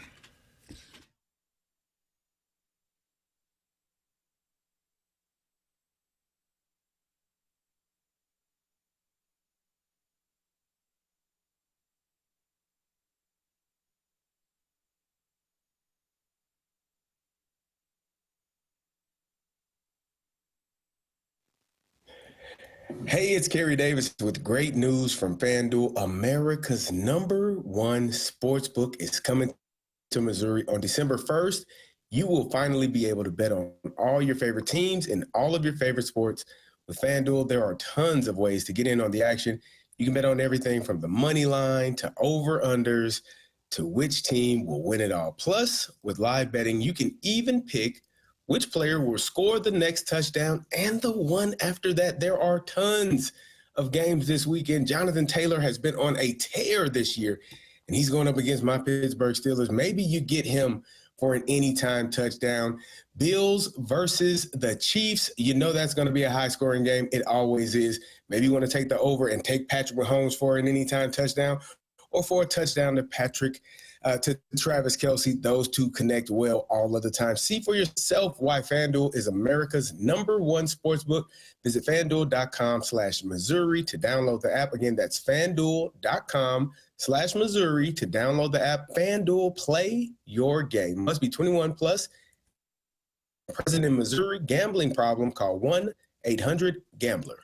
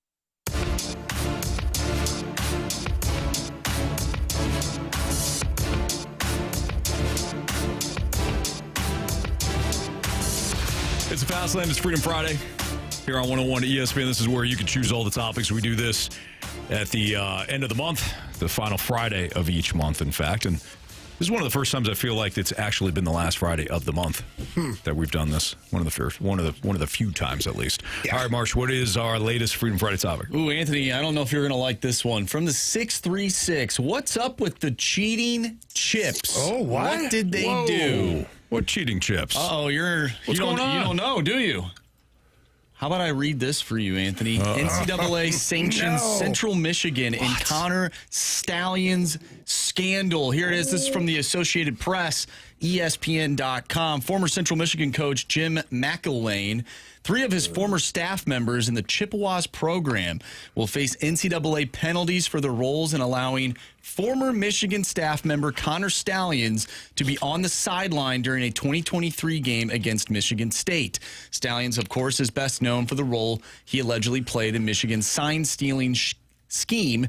He has acknowledged earlier this year on social media that he knew almost every signal opponents used in 7 games over 2 seasons, including Michigan's 2023 national championship season. I can go on, talk a little bit more about this. I'll read one more paragraph. McElwain, the 3 former Central Michigan staff members in the university, agreed to take the deal first offered by the NCAA's enforcement staff on sportsmanship and later approved by the governing body's Committee on Infractions, which closes the book on one of college football's strangest scandals. Okay. So it was one. That's your team, Anthony. Former Chip that has retired, no longer with the program, that acted almost rogue. So almost. They said 3 other people. Yeah. Okay. So three people total. 4 people total. That's a lot of people. Decided to have this guy on the sidelines. They're no longer Chips. They can no longer fire up. So I don't know what we're talking about here. Is that what your program does, Anthony? You guys find a way, whatever it takes? What, to win? We haven't won the MAC in years, Carey. Well, they can't win, so they help other teams win. Why the hell wasn't he doing that for their team then? I mean, if you're going to be on my sideline, do it for my team. Don't do it for somebody else. What the hell are we doing here? Yeah, I can't answer that. It's Jim McElwain's problem. You can't or you won't answer it. What's the difference? Huh, Carey? What's your problem? What's your problem? Hey, you're looking for skeletons in my closet? Why don't we open up yours? All right? Let's see what Illinois has been doing. Okay. What's going on here, Jamie? It doesn't bother me. You're my lawyer, so what do you have to say on this? As far as the accusations, because that's what they are right now, accusations. Oh, God, here we go. What? No, you listen. You listen to this, Carey, okay? You listen. I don't think it's accusations if they admitted that they were wrong and they're taking the penalty. Did they have counsel with them when they admitted this? Who all was in the room when they admitted this? What were the questions? Were they misleading? What time of day was it? Had they been starved? Delusional? Sleepless? 9.5 hours that meeting could have lasted. It could have been 9.5 hours, Carey. So people say some weird stuff sometimes when they're really, really tired. And I agree. Or really hungry. Yeah, or hungry. All the above. Mm-hmm. So, until I personally could sit down and talk to these guys and find out what went on, they're either false accusations or just simple allegations. One of the two. I'm not sure. Or they have been subject to a form of what we'll call torture, because when you do that to somebody, it's bad for their health. Exactly. So realistically, they should be very careful before we file a countersuit for mistreating my clients. A countersuit? Oh, my. Got anything else there, guys, on this whole on these allegations? I'm just disappointed, really. We talk so highly about the Chips. I like them more now. Yeah. So the fact that they're a part of this, allegedly, whatever you want to call it. There's an article written about it. Well, on ESPN.com. And who was the article? Oh, that must be true then. And who was the article written by?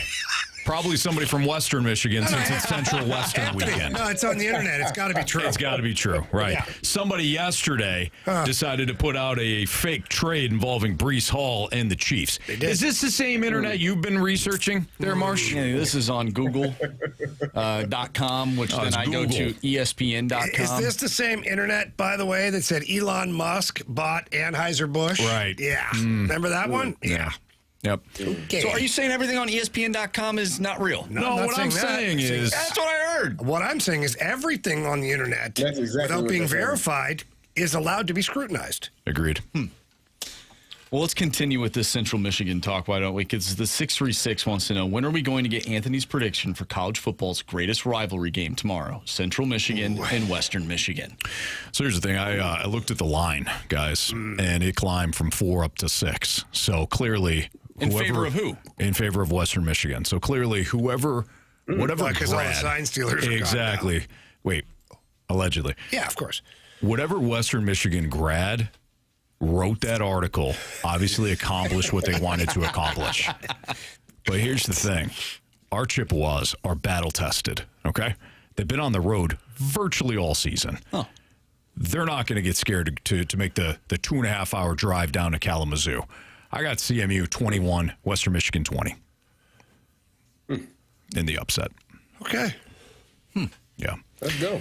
Fire a chip. Dr. Zander also notes in the snake pit that I should sue Marsh for this. And what? He is a doctor, so I'm going to consider it. I mean, really, Marsh, you are culpable. You are culpable. I'm a messenger. All right, why don't you guys read the text messages the rest of the day? No. The text message is fine. You went and find a fraudulent, maybe not for article. Alleging some really heinous stuff. Some terrible things, which makes you part of all of this now. Yeah. Wow. Wow. You know, why don't we just move on? We got to get to the Gauntlet, okay? Marsh, just collect yourself over there, and let's put on a good show the rest of the way. It is Freedom Friday. And it is Halloween. Anthony, if someone picks you, by the way, we have the questions over here, so we could relay those questions to you. I know it runs in the university, so if you need them. You writing that down, Jamie? You writing that down? That's slander? There's 3 of us. There's 3 of us. And then the head man. How could you? If you need them. No, better question, how dare you? On Central Western Weekend, this is how you're acting? 314-399-9646 is the Air Comfort Service tax line. If you want to play in the Gauntlet, go ahead and send in Gauntlet. Marsh, I'm just disgusted right now. Gauntlet next on 101 ESPN.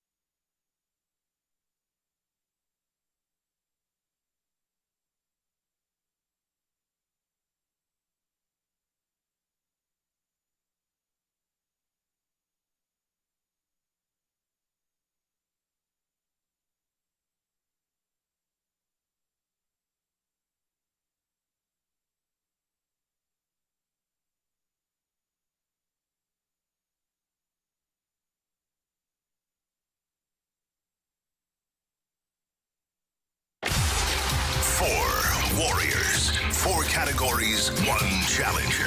Can you survive the gauntlet? Brought to you by Blue Note Roofing. Roofing, siding, and gutters. Visit BlueNoteRoofingSTL.com for a free inspection. It's Fastlane on 101 ESPN with Andrew Marsh, Carey Davis, and Jamie Rivers. I'm Anthony Stalter. We got Lance in for the Gauntlet. What's up, Lance? How's it going, guys? It's going great. Appreciate you listening. Thanks for playing today. Would you like to take on Marsh, Carey, or Jamie, or me in the Gauntlet? I said I'd take on you, so let's go with you. Okay, sounds good. Good luck, Lance. Thank you. Long-time listener. Love you guys. You guys are my favorite. All right. Thank you. Very much. He wasn't talking to you, Anthony. I love Anthony. Don't talk to him like that, Jamie. Too bad he's gone. Yeah, well. All right, Lance. This is a part of the day where you tell Marshy to spin that wheel. Marshy, spin that wheel. All right, so you wanted Anthony. What do you want to compete against Anthony? Baseball. Baseball, okay. Well, wow. The wheel is being very nice to you today. It picked baseball. really? You got your baseball. I'll probably get my butt kicked. Don't worry. Well, especially if Anthony has all the answers, right? Right. That's what I heard. That's why I said I'd take them on. All right. Each question is worth 2 points. If you use the options, it's only worth 1 point. Wrong answers get you 0, and a tie gets you a tiebreaker.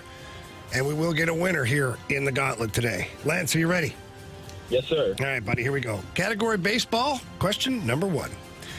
The Blue Jays led the majors with 49 comeback wins this season. Name the team that finished second in this category. Just might as well take the options. All right. Is it the Dodgers, the Mariners, or the Padres? I'm going to go with the Padres. Final answer. All right, thank you. All right, Marsh's photo just came through. Question number 2. Let me see if I can get that. On Tuesday night, Shane Bieber outdueled Shohei Ohtani to win his World Series debut. When was baseball's version of the Biebs named the unanimous winner of the AL Cy Young Award? I'm sorry, I couldn't really completely hear that. I heard something about Bieber beating Ohtani in Game 2. All right, let me try it again. Can you hear me okay? Yeah, I can hear you better. All right, on Tuesday night, Shane Bieber outdueled Shohei Ohtani to win his World Series debut. When was he named unanimous winner of the AL Cy Young Award? 2020, final answer. Question number 3. Toronto is in the Fall Classic for the first time since 1993. While Joe Carter paced that group with 33 home runs, who batted a team-high 363? Man, I know that answer. Just give me the option. It'll be easier. Options are Paul Molitor, John Olerud, or Roberto Alomar. Roberto... What was the second one again? John Olerud. Shoot. Go with Roberto Alomar. Final answer. All right, Lance. Final question. Dodgers legend Fernando Valenzuela threw the only no-hitter of his career on June 29th, 1990 against which team?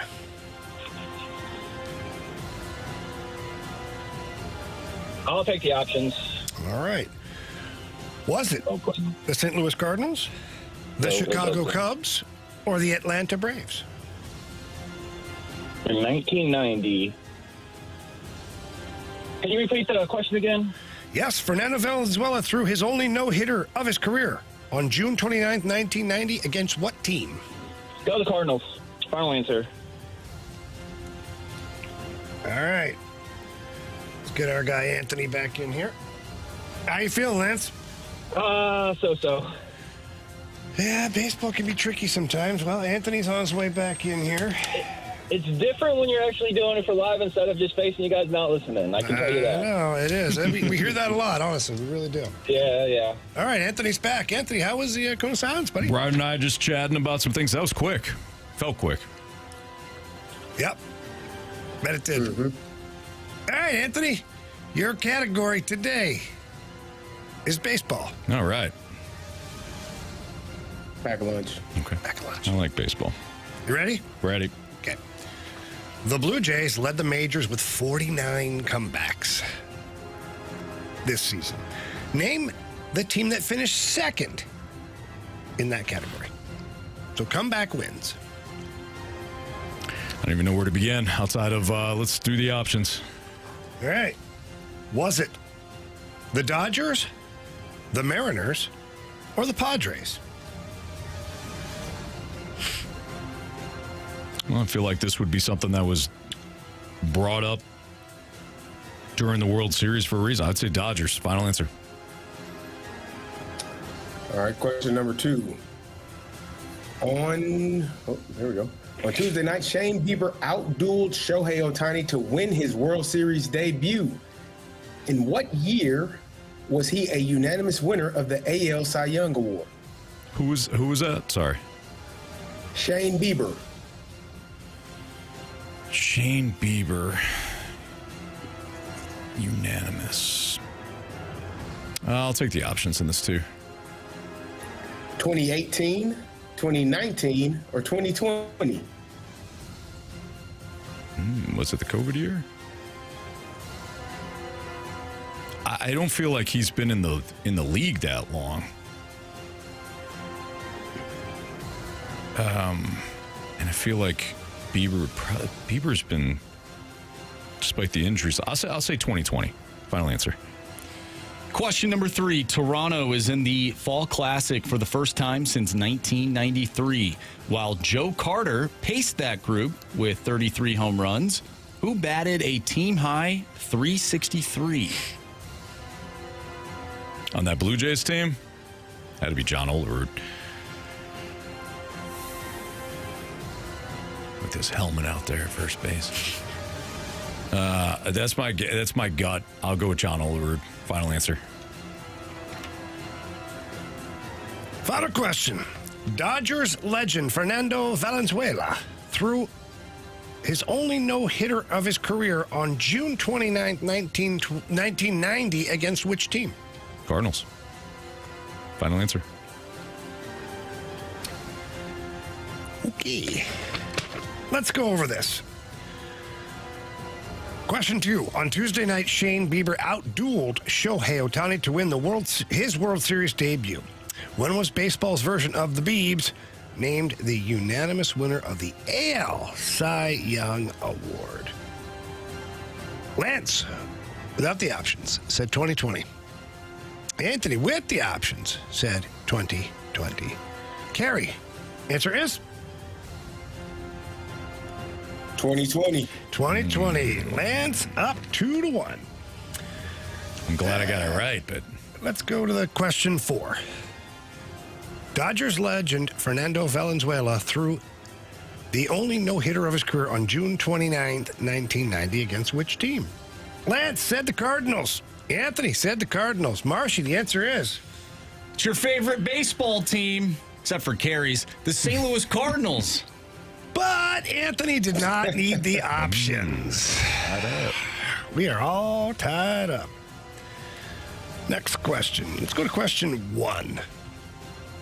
The Blue Jays led the majors with 49 comeback wins this season. Name the team that finished second in this category. Lance took the option, said the Padres. Anthony took the option, said the Dodgers. Carey, answer is? The Dodgers. It is the Dodgers. So here we are, 4-3 heading into our final question.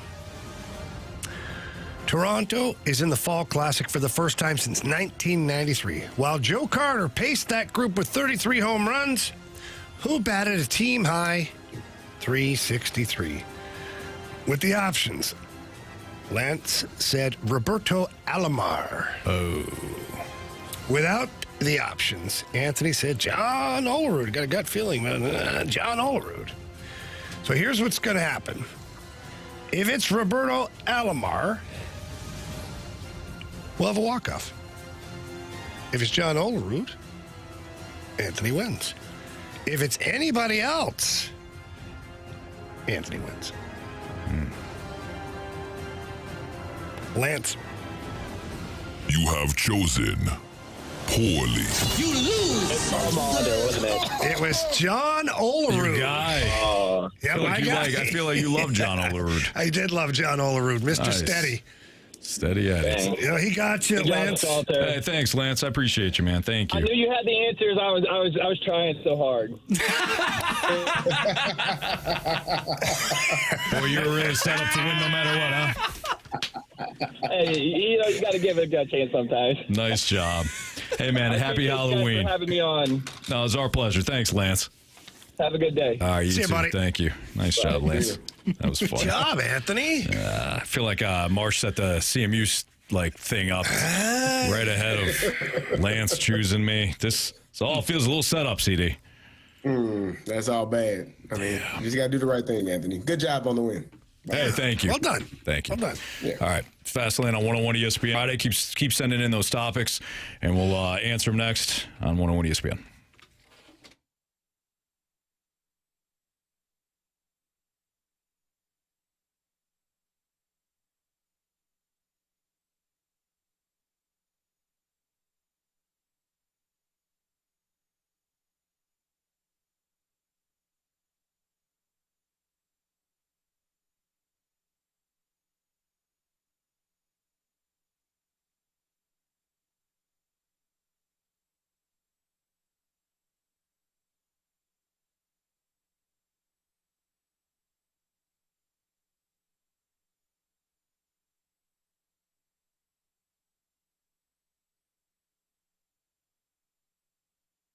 Well, with NBA in full swing now, you can join Underdog and you can be a part of the action. You get paid off on your hunches. All you have to do after signing up with Underdog, and if you're new to Underdog, I'll give you a promo code to give you some money here, but you can make your entries right here in Missouri. Don't have to go anywhere else. That's one of the beauties of playing Underdog here in Missouri, but playing on Underdog is easy. Just choose whether or not certain players will go higher or lower on their stats. That's it.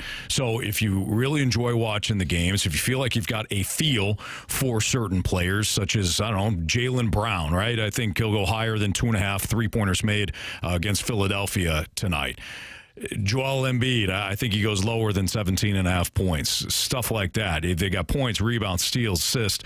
They've got fantasy points for certain players. If you get your entries right after you build your card, you can win up to 5,000 times your cash just for playing for as little as $1 at Underdog. But download the app today. Use my promo code Anthony. Score $100 in bonus entries when you play your first $5. Again, just use my promo code Anthony at Underdog, where you can make plays and win money. Must be 18 or older and present in Missouri. Terms apply. See assets.underdogfantasy.com/web/play and get terms _DFS_.html for details. Concerned with your play, call 1-800-GAMBLER or visit www.ncbgambling.org.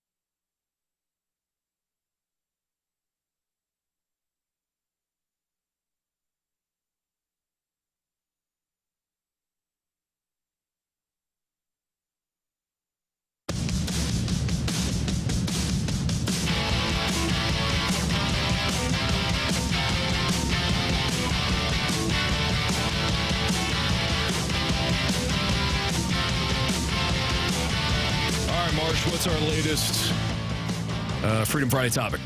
All right, so we get a text from Average Size Shabangas. Do you think the Blues drafted too many players that are even keel / go with the flow type personalities, and that leads to slow starts and extended slumps / streaks? It's kind of an interesting thought process there. One, I don't think we really know who the hell has what kind of personality. We only have like one or two of the 9 or 10 guys that they drafted here currently. We're not in Springfield on a regular basis, or at all for that matter, to be able to see how those guys are or what kind of personalities or attitudes that they have. I do know this. I really can't comment any further, but I can comment on the Blues here. Doug Armstrong and in particular Alex Steen are really, and Al McInnes, really high up on good character. Compete and character. Keith Kachuk's on that staff too, and he preaches nothing but compete. Scott Mellenby, like all of the guys that are in charge of the final say or their input at least on the situation. They're character guys that care a lot about winning and not losing. So I would imagine that usually you're drawn to a player or a kid or a draft pick that reminds you of yourself or players that you played with or against, and you're like, okay, yeah, this reminds me of so-and-so. Oh, he kind of talks like so-and-so. And from what I would gather, the Blues are picking character players. I don't see that being an issue here. Sounds good to me. Yeah. I don't think again, like James said, I don't think you know people's personalities. I don't know if they're asking for maybe someone to be more outwardly spoken and saying something in terms of, what's going on right now. But I can tell you this, that, and Jamie knows, and Anthony and Marsh, anytime you're on a team that is not playing well, there are some people that are pissed off on that team. So even if they're not saying it outwardly, it is being conversed inwardly amongst the team, and they're trying to correct it. They're trying to fix it. No one is happy with how they're playing right now. If you think you're mad as a fan, trust me, the players are 10 times more upset than you are. Yeah, and to your point, Carey, as a fan, we really don't know what goes on behind closed doors just because we hear something in the media from a player and they're maybe not saying the things that you want to hear, like when Alexei Toropchenko a couple of years ago sort of called the team out in a sense. Is that what fans are wanting to hear right now? Because from a young guy? Well, just from anybody. I don't know. Is that what they're wanting to hear? Just somebody say something in the media so we all know that they're mad? I don't know. What they want to hear, Marshy, is they think that at some point a player's going to get so mad and be like, well, my goaltender sucks, or this guy's not playing hard. Or That's not a healthy locker room. No, it's not. But if you haven't learned something yet about social media, the text line, it's just newspaper, people just want their pound of flesh. Mm-hmm. When things are going poorly, they don't want unified team members. No. They want someone called out. They want to call that guy out. Call his ass out. How do you get dressed in the same room as that guy right there? He had -2 last night. They could be calling people out behind closed doors. That's something that they don't want the fans to know, though. That does happen. Mm-hmm. But it never sees the light of day. Exactly. It can't. Can you imagine presenting anything? Your company, your friend group, you're supposed to be a unified group of people, and you've got 1 or 2 that are rogue just criticizing the rest of the group? Yeah, well, that'd be healthy, wouldn't it? Do you want your players on this Blues team, or hell, even the Cardinals when they were doing bad, to have press conferences like Tua did? Oh, God, Tua needs to get away from the mic. Is that what you want? Yeah. How's that working out for the Dolphins, by the way? Exactly. We're well for 1 week. Who'd they play that week? Kirk Cousins. Oh, boy. Yeah, come on. Marsh, what else we got? Well, Michael Penix Jr. looks like he will be playing this week. Well, good. So that's good, right? Nice. Yeah. Patriots 23, Falcons 17. Okay. So we got a text. This text came in BK and Ferrari. I'm just going to read the text, and then I have a question that I want to pose from the 636. And I don't know what they were talking about at the time, but it says, I think that it's deeper than the Dodgers buying championships. It's also the watch value. if there is a cap/force, and as we talk about the salary cap, then the superstars are spread through more teams. It causes more reasons to watch for the lower market. So as we talk about Major League Baseball and the Dodgers buying all these superstars, outside of the fact that they are just buying all the superstars, do you think it's beneficial for baseball for these superstars to be spread out rather so much than be on one dominant team? I think what's best for Major League Baseball, considering it is a heavy regionalized sport, meaning we watch and root for the Cardinals. We are one of the best baseball cities in America, yet we want to watch our Cardinals. We don't typically care about other teams, right? It's much better for a competitive standpoint to have eyeballs on your product for as long as possible. That's what's best for baseball. It might not be great baseball, but as long as the eyes are on your product for a long period of time, that's what's good for baseball. If you're a Miami Marlins fan, you have no shot and you know it. Pirates, you don't have a shot and you know it, even with Paul Skeens. But at least they have Rockies. Paul Skeens, right? They have something that they can go watch every fifth day. Yeah, it's something to show up to the ballpark. Sure. They have a sense of pride that I know our team is bad, but at least we have a superstar. Sure. I don't know if you can say that about the Cardinals. And I don't know if you can say that about a bunch of teams. But again, though, the bottom line is there's not enough intrigue for the majority of baseball. If you look right now in football, the Titans are terrible, the Jets are terrible, but up until like last weekend, Bengals fans are like, hey, never know, right? Yeah. You have eyes on your product constantly. Now, it's not an apples-to-apples comparison because football only plays once a week, but the idea is the same. If you're a baseball fan, you want your team to be in it for as long as possible, even if it's fool's gold. If the freaking Cardinals wound up earning a wild card spot, we'd all be excited. And if you say you wouldn't be, you'd be lying. Now, after they got bounced, then we can complain about the fact that they weren't a real contender and all that stuff, but we'd still be excited about them making the playoffs. That's what's good for Major League Baseball. How they have it set up right now, where it's the teams that spend the most wind up outside of the Brewers. They're the teams that make the playoffs. I don't know if that's healthy. I could be wrong, though. Maybe baseball's in better shape than I think. So I look at it and say they're asking for a salary cap, but there are teams that are literally not spending money. They are doing their best to spend the least amount of money and make the most amount of money for themselves. So that's on that ownership group. That's on those people that continue to show up and buy into that product. If you want to, in my opinion, fix baseball, make the people that aren't paying their players actually pay them. Yeah. Spend some damn money. Stop spending $40 million or $50 million when you can spend $120. You don't want to. You're being cheap because you're being selfish and you're being greedy, and your fans are not getting what they deserve because you don't have to. I agree. And that's where people are frustrated. You shouldn't be mad at an ownership group that actually wants to spend money to win games. Why in the hell would I not? The purpose of this entertainment is to win. That's what that's why you go to games. That's why you buy into a team. That's why you believe in a team. It's because you want to watch your team win. And if your team doesn't put money towards that, it's like anything else. If the company that you are enjoying doesn't want to make the product better, why would you're not going to keep going? But in this case, they're still making money hand over fist because it doesn't matter. They're still finding a way. So it's not on the Dodgers or the Red Sox or the Yankees. It's on the teams that do not spend money and do not care to spend money to help their team win games. I think ultimately where my frustration lies with the Dodgers, and it doesn't really have anything to do with the ownership in themselves. Like, they're doing their job, right? I think what's frustrating with Major League Baseball, the whole salary cap, salary floor discussion, is that LA benefits so much from where they're located, right? Like, they can have the large TV deal. They're on the coast.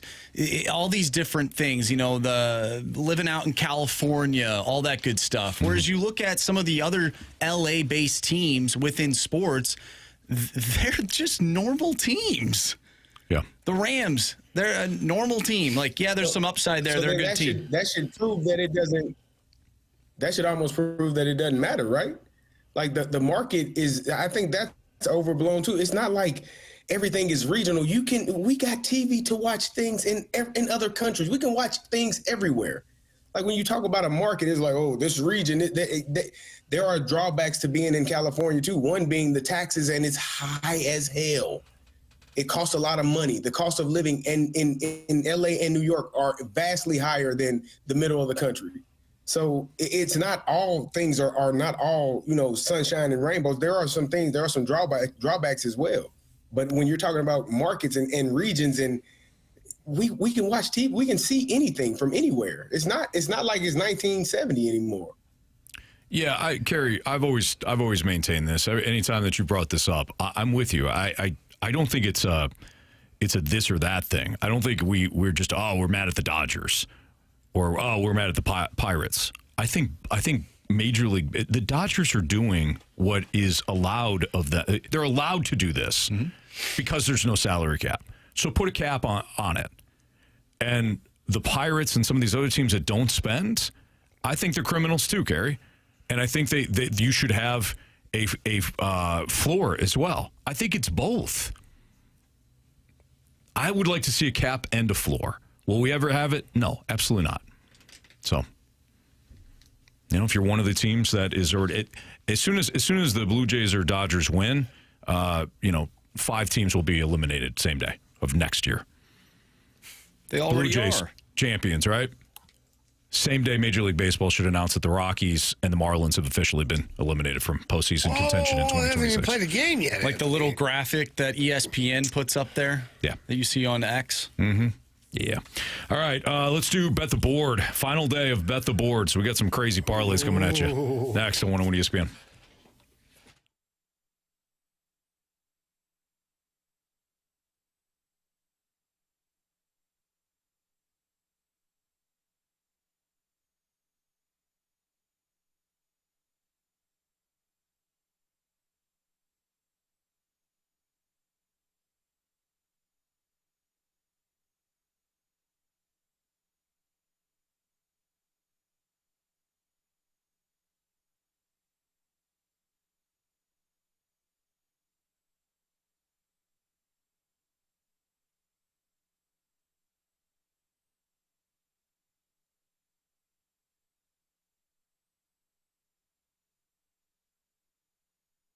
If you are thinking about selling your home here anywhere in the St. Louis area, well, now's not the time to just sit there and hope you sell your home.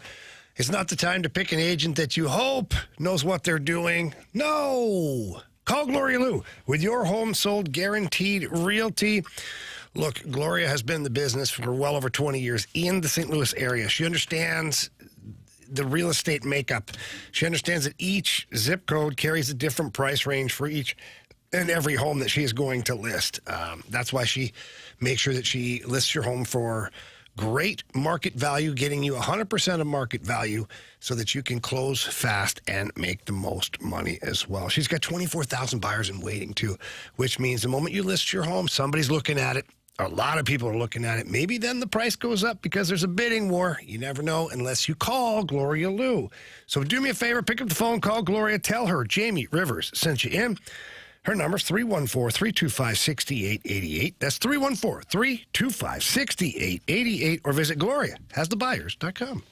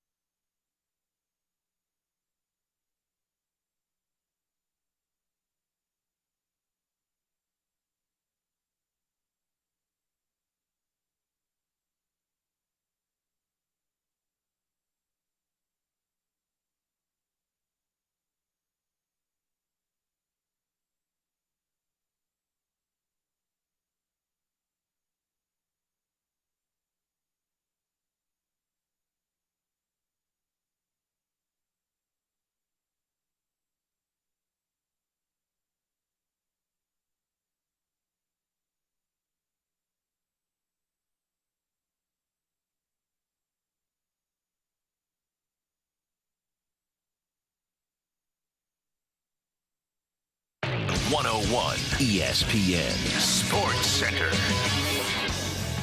I'm Andrew Marsh. It's time for a Sports Center update.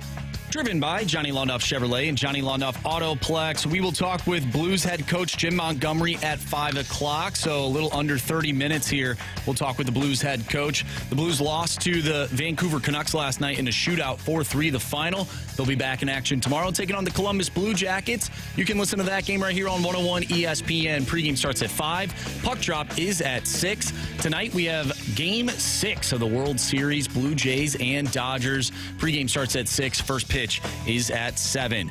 Bet the board coming up next. I'm Andrew Marsh, and the Sports Center update is driven by Johnny Law-Nuff Chevrolet and Johnny Law-Nuff Autoplex. See them at lawnuff.com. Chevy, together we drive. Are you kidding me?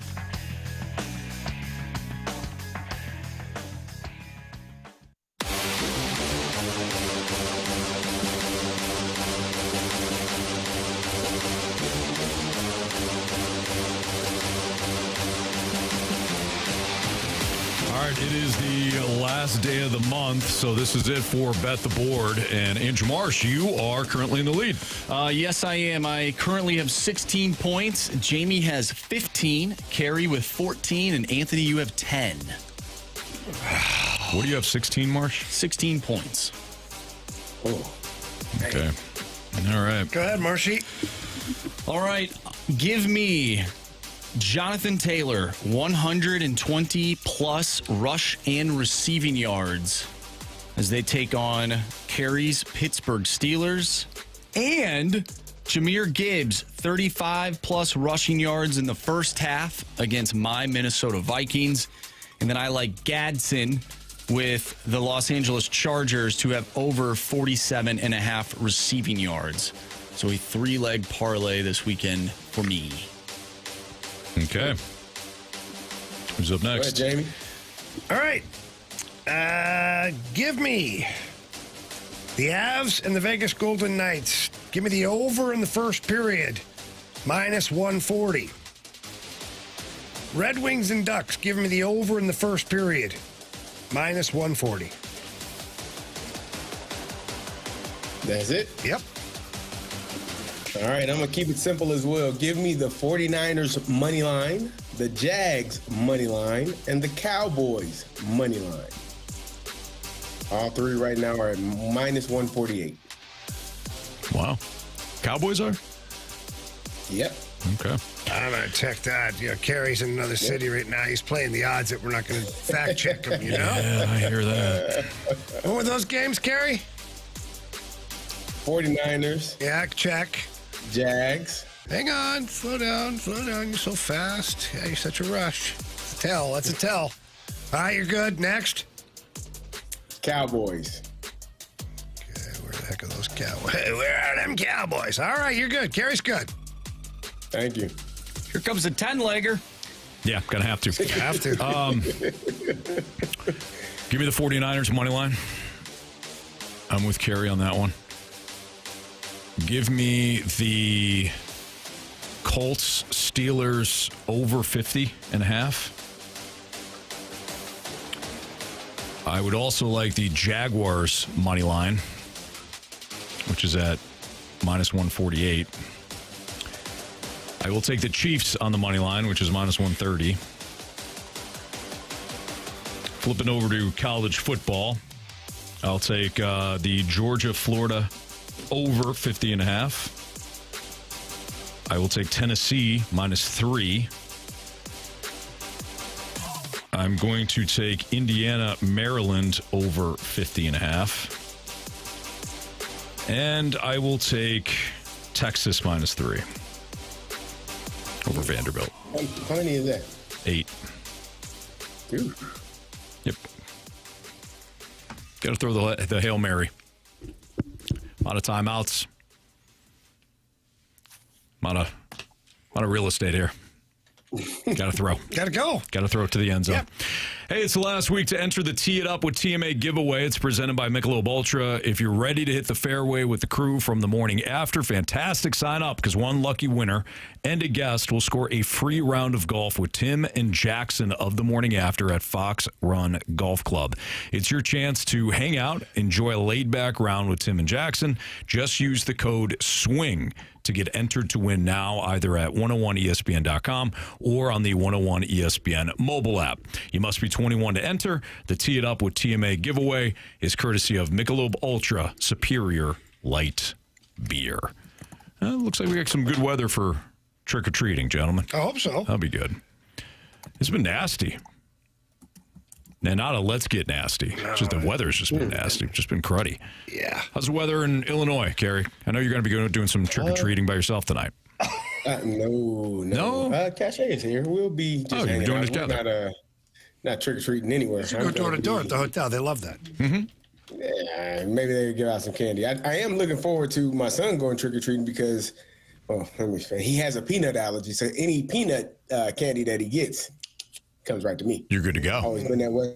I'm good to go. Nice. Been a lifelong thing for me. I get excited about it, but no, I'm not trick-or-treating here. It's about 50 degrees.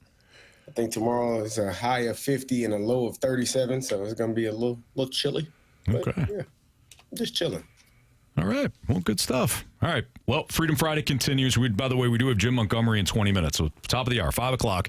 Jim Montgomery, head coach of your St. Louis Blues, will join us. It's his weekly chat with us here in the Fast Lane. But more Freedom Friday topics next on 101 ESPN.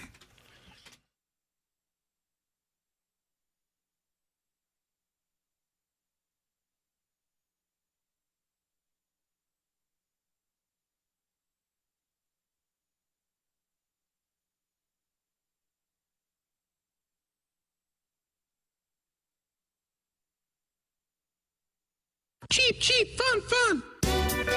Let's get dirty on Halloween. You know what I'm talking about. Dirt cheap. That's what I'm talking about. Tell you what, last night we talked here on the radio about the Dirt Cheap Rewards app. Well, I got on that thing, and on my way home, I stopped at the Kisker location, picked up my order. It was ready for me because I had placed the order on the app, and there were even a couple little discounts in there, too, that I didn't know about. But because I used the app, I got some extra savings. So please download that Dirt Cheap Rewards app and start saving immediately and make your life a lot easier for that matter. Lots of fun things to pick up while I was there. I got great selection of beer. There's some red wine, white wine. You never know. Of course, I picked up some bourbon. Got a couple of bottles of Buffalo Trace. Can't go wrong with that. And they got that right there in the store because, again, it's dirt cheap. The price, not the product. So stop by any of the locations. They got new ones, by the way. Fredericktown, Washington, Hillsborough, and Wentzville are now up and active, as well as the originals that are already out there. So stop by a location on your way home. Pick up all your party favors for Halloween party and a great weekend of sports and activities that are going on. You can always visit cheapcheapfunfun.com for more information. That's cheapcheapfunfun.com. Remember to have fun tonight, everyone, but please stay safe out there.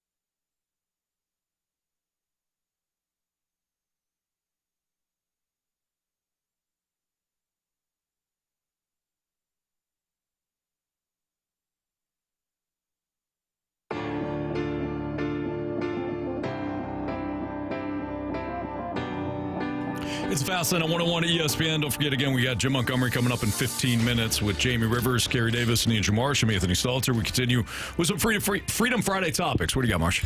All right, this one comes from the 314. I'm turning 40 in about a month, and the wife wanted me to create a bucket list. Some of my non-sports items are see the Northern Lights and fly in a fighter jet. What are some of your non-sports bucket list items?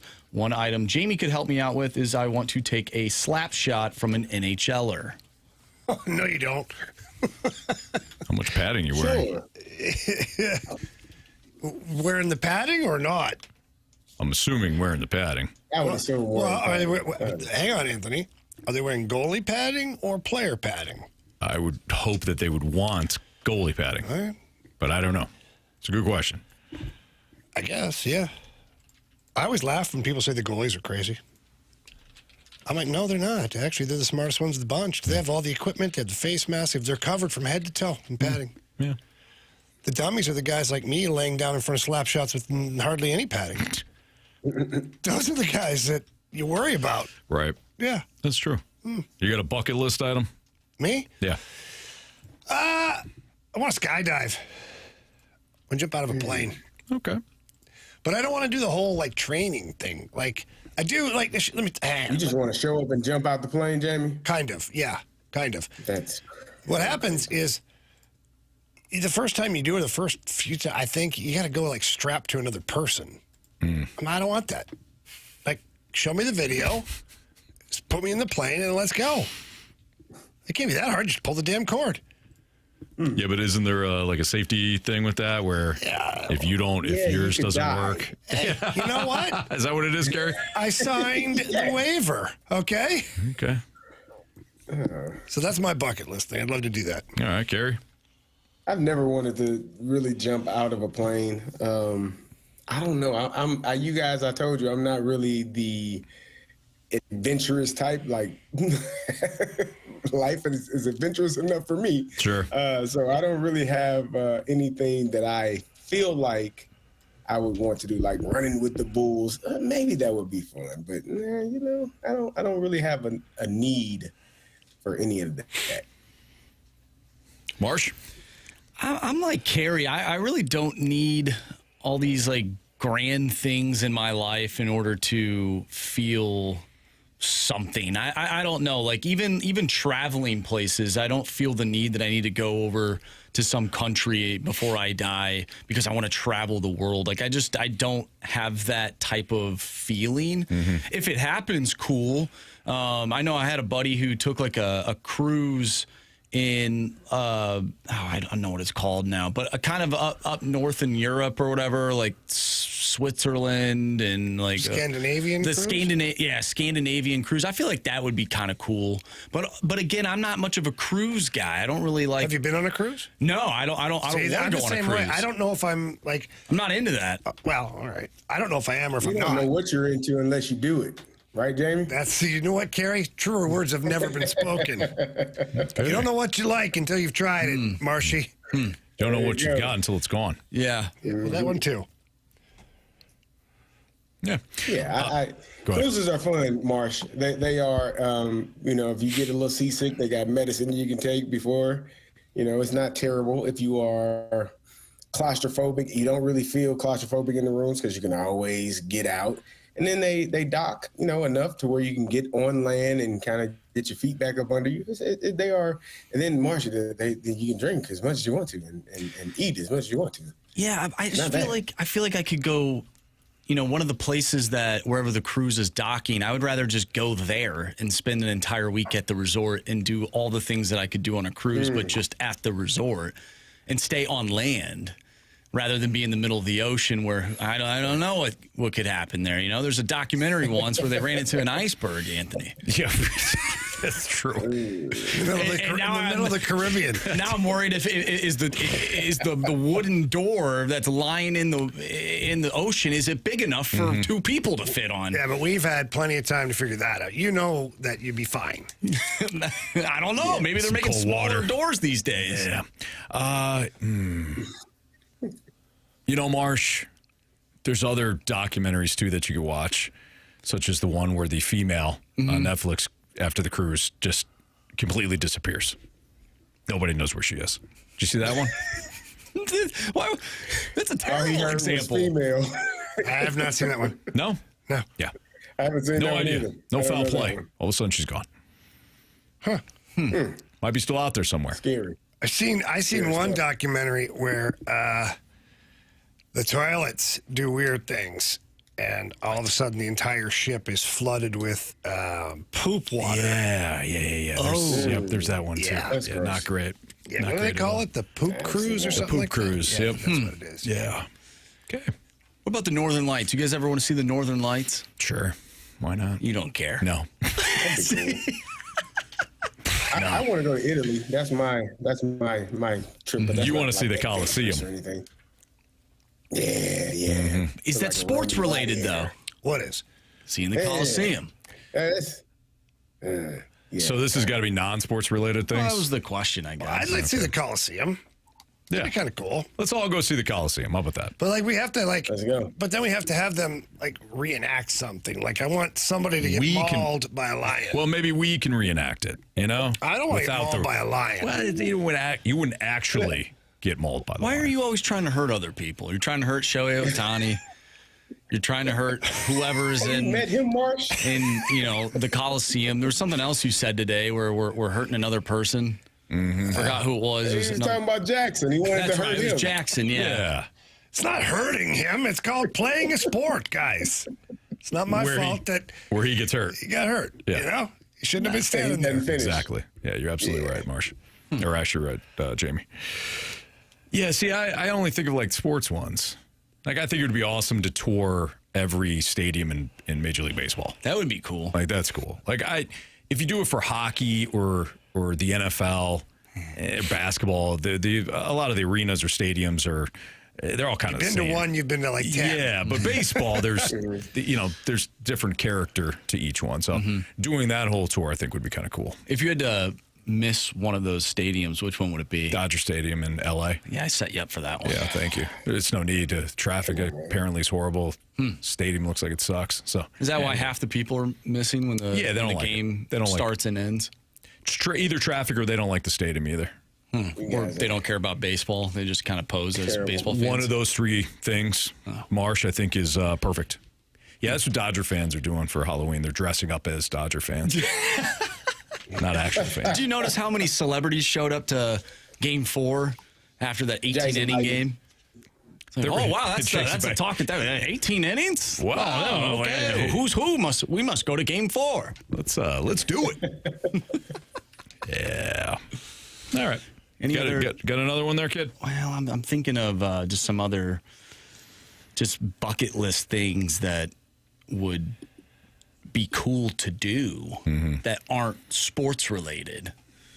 Like I'm not a big jumping out of a plane guy. That's crazy. Are you a mountain type person? Would you want to go to the mountains and hike a mountain or something like that? Or go see a geyser? Desire. Nope. Huh. What? Nothing. No. No. What? Jamie? Are we boring people? Probably, yeah.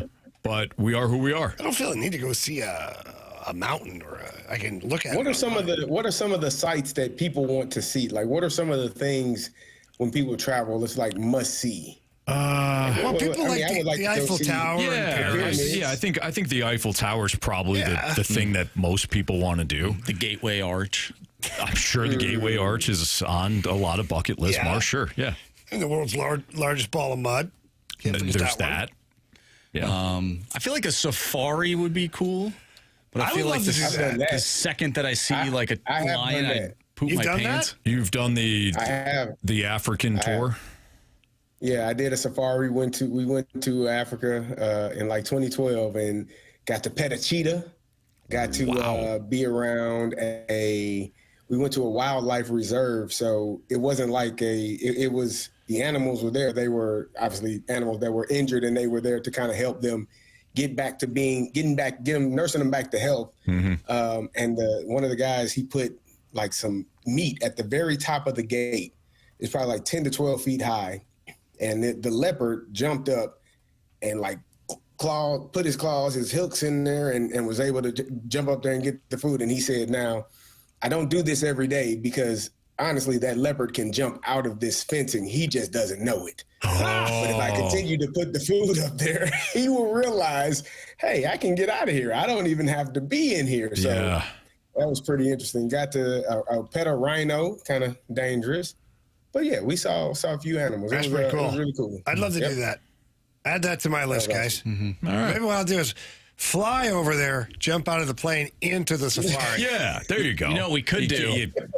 Go camping and be tick safe. off two there. That'd be great. We can take Jamie's golf cart and go to the free zoo and drive around. We can. It's a good idea, Marsh. Free safari. My golf cart's pretty quick. I don't know if it can make it down Highway 40, but we can try. We can try, Marshy. We'll take the back roads. All right, we're take the Katy Trail. We're gonna chat with Jim Montgomery, Blues head coach, next as part of our weekly chat with Monty here on 101 ESPN.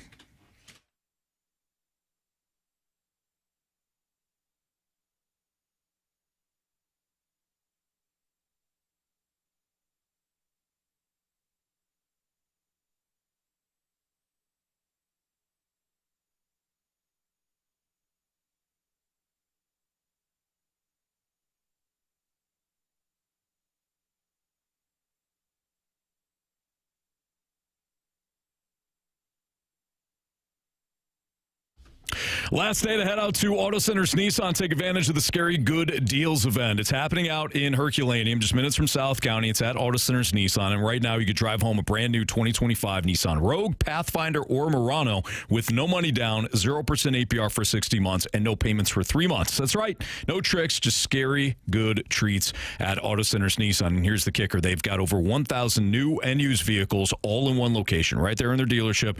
Just one spot. No running around town, no gimmicks, no lot hopping, just the biggest selection in St. Louis. Plus, all new Nissans are backed by a complimentary lifetime warranty and a 30-day return promise. If you already own a Nissan, bring it in for service and your first oil change is free, even if you didn't buy from them. So don't wait. These scary good deals disappear tonight. So head out to Auto Centers Nissan. Before you go out trick-or-treating, visit them online at autocentersnissan.com as well. Tell them Stalter sent you. And again, Auto Centers Nissan.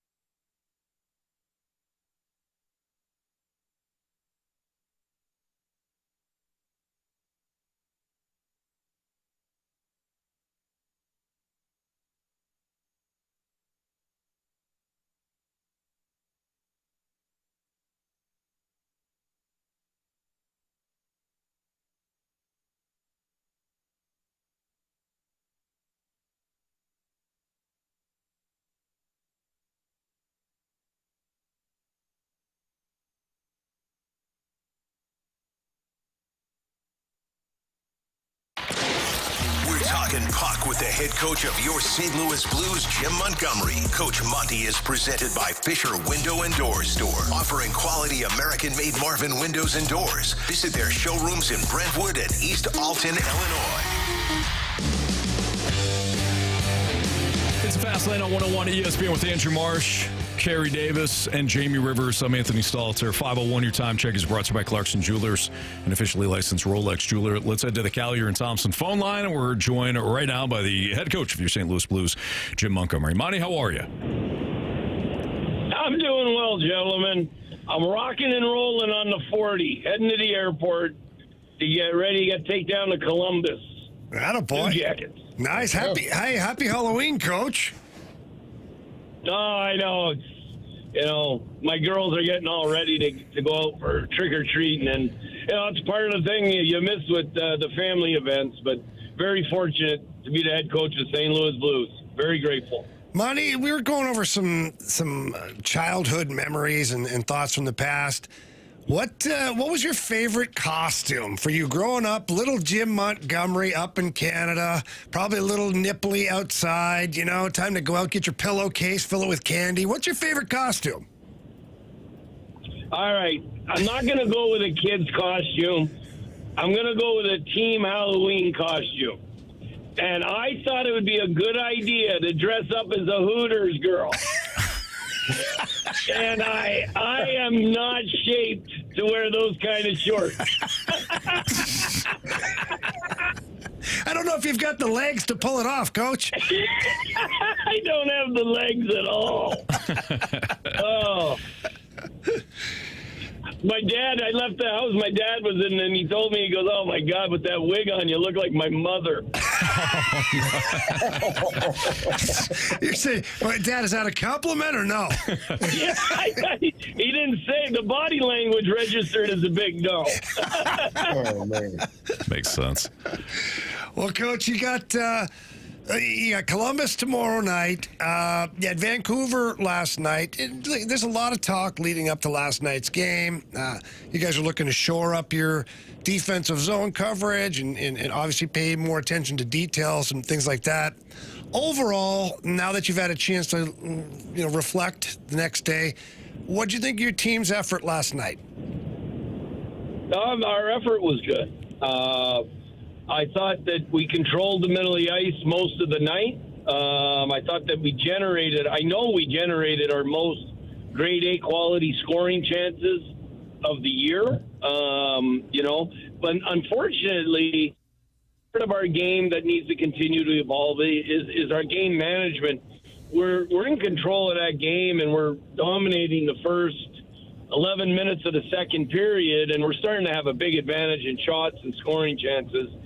And we give up 2 chances in the next 2 minutes. So at the 12-minute mark, we've given up 3 shots, and 2 of them are breakaways. And that's where our team, we had the puck a lot. We still got to understand the importance of backing each other up and also having balance among our 5 guys on the ice so that we don't give up breakaways. Coach Dalibor Dvorsky returned and got an opportunity to play. What did you make of his game last night? What do you think of him? I'm sorry, I didn't hear who you asked about. Dalibor Dvorsky. I'm out of town, Coach. I apologize. Oh, that's okay. That's okay. Devo was great. I thought for his first game here, he was one of the players playing with a lot of pace. His support as a centerman was ideal, and I think that's why he had the puck a lot. And, he's a talented offensive young man, and when he has the puck a lot, good things are going to happen. He hit the post on the power play. He made some really good passes on the power play, and his line generated a lot of offense. Coach Jim Montgomery joining us right now on the Fast Lane on 101 ESPN. Coach, I'm sure you guys are frustrated, players are frustrated, coaching staff's frustrated, fans are frustrated. Nothing you can do about the fans. But, what would you say right now to the fan base that still has high expectations, but obviously it's off to a rough start? Yeah, I mean, there's we are off to a rough start, and when you get off to a rough start like this at the beginning of the year, the team's a little bit tight because they want to be doing better. We expect ourselves to be doing better just like our fans do. and we're going to come out of it, and we're going to come – when we get through the struggle, it's going to make us better in the long run because we've been there and we've seen it. We know how to nip it in the butt a lot quicker.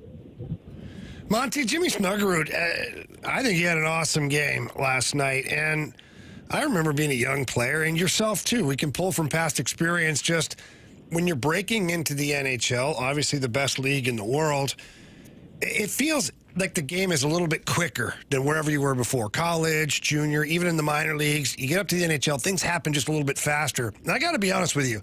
Last year, that was my one thing when Jimmy Snuggerud came from college hockey, was I thought, man, will the game just be a little too fast to put him in a prominent role? Well, I was 100% wrong with that one, obviously. But when you watch a player like Jimmy Snuggerud, as he continues to develop and impress, like, how awesome is it that his hockey IQ and his thought process is already at an NHL speed?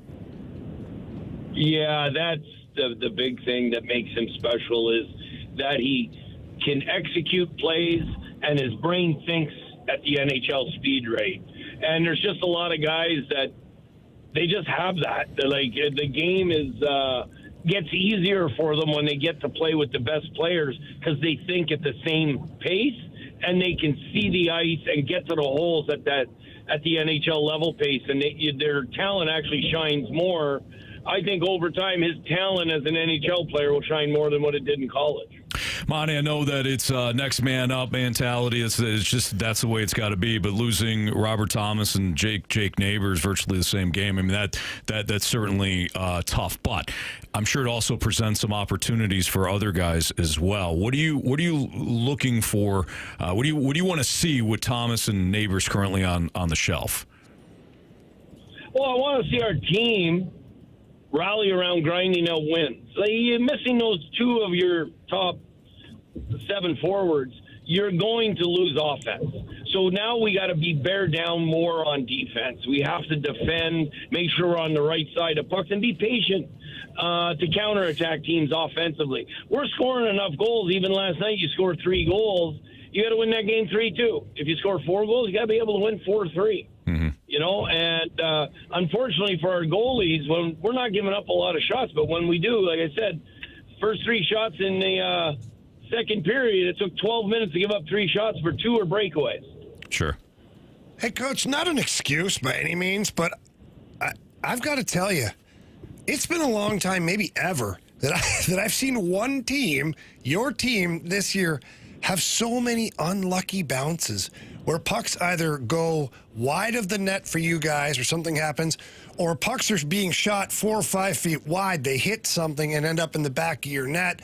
How challenging is that as a coaching staff to make the players have the memories of goldfish when it seems like, man, everything that happens is unlucky?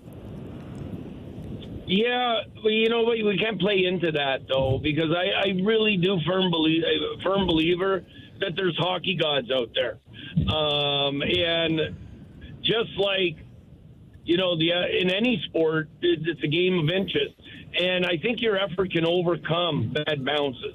We have to be able. I think our team's good enough to overcome shots that go in off of our defenseman's hip, or hits the back of the netting, pops up and lands on our goalie's back and goes in the net. You got to be able to overcome those things. And if you keep playing the right way and your second and third efforts the right way, you're going to end up, the law of averages, it's going to happen. We're going to have some games here in 2 weeks where we win and we only have 17 shots and the other team has 38 shots and we get 2 deflection goals that, look like they were going 8 feet wide of the net, but we deflected them into the net. All right, Monty, tomorrow night in Columbus, the Blue Jackets, pretty good team over there. What's the strategy going in there to play what I would call like a completely revamped Columbus Blue Jackets team? Yeah, they play hard. They have a lot of energy. They transition really well. They've got a lot of young players that are starting to get into their 3rd and 4th years in the NHL, so they're starting to pop a little bit. So our transition off defensively from offense to defense and being tight checking is going to be really important to our success in that building. Well, Monty, we appreciate it. We know you're going to turn it around soon, and we certainly love having you on the show each and every week. So go get it done tomorrow night. We'll be listening. We'll be watching, and we appreciate your time. Gentlemen, I appreciate you. Have a great weekend. You too. Thank you. I'm going to try and get the visual of you in the Hooters outfit out of my mind, Monty. Thanks for that. Safe travels, buddy. Cheers. Yeah. That's a doozy. Oh, that's great. That was the one you were talking about before. Monty's not the guy that went down the stairs, though. Wow. No. Similar situation, but Yeah, no. Monty and I were here in like 93, 94. The incident I was talking about was 06, 07. Got it. Okay. Yeah. So for people trying to connect, it's a different Hooters situation. Hooters situation. Got it. You know, everybody's got more than one Hooters situation. True. Very good point. All right. There's two of them. It's Fastlane on 101 at ESPN. Speaking of Hooters, Blue Jays won in the World Series tonight. We saw a documentary on that. Yeah, we did. Yeah. Oh, that's right. Last time the Blue Jays won. Yeah. Somebody was at a Hooters. Yeah. They weren't playing the Dodgers. Yeah, though. They weren't. No, they weren't. They But weren't they playing did end the up greatest team known to man. having a kid. Yep, true. But again, very different situation. They also may have had that kid had the Blue Jays lost. Maybe. You know, because every time you got to console somebody. Sure. Yeah. When the Dodgers win. Okay. Anyways, all right. Freedom Friday continues next on 101 ESPN.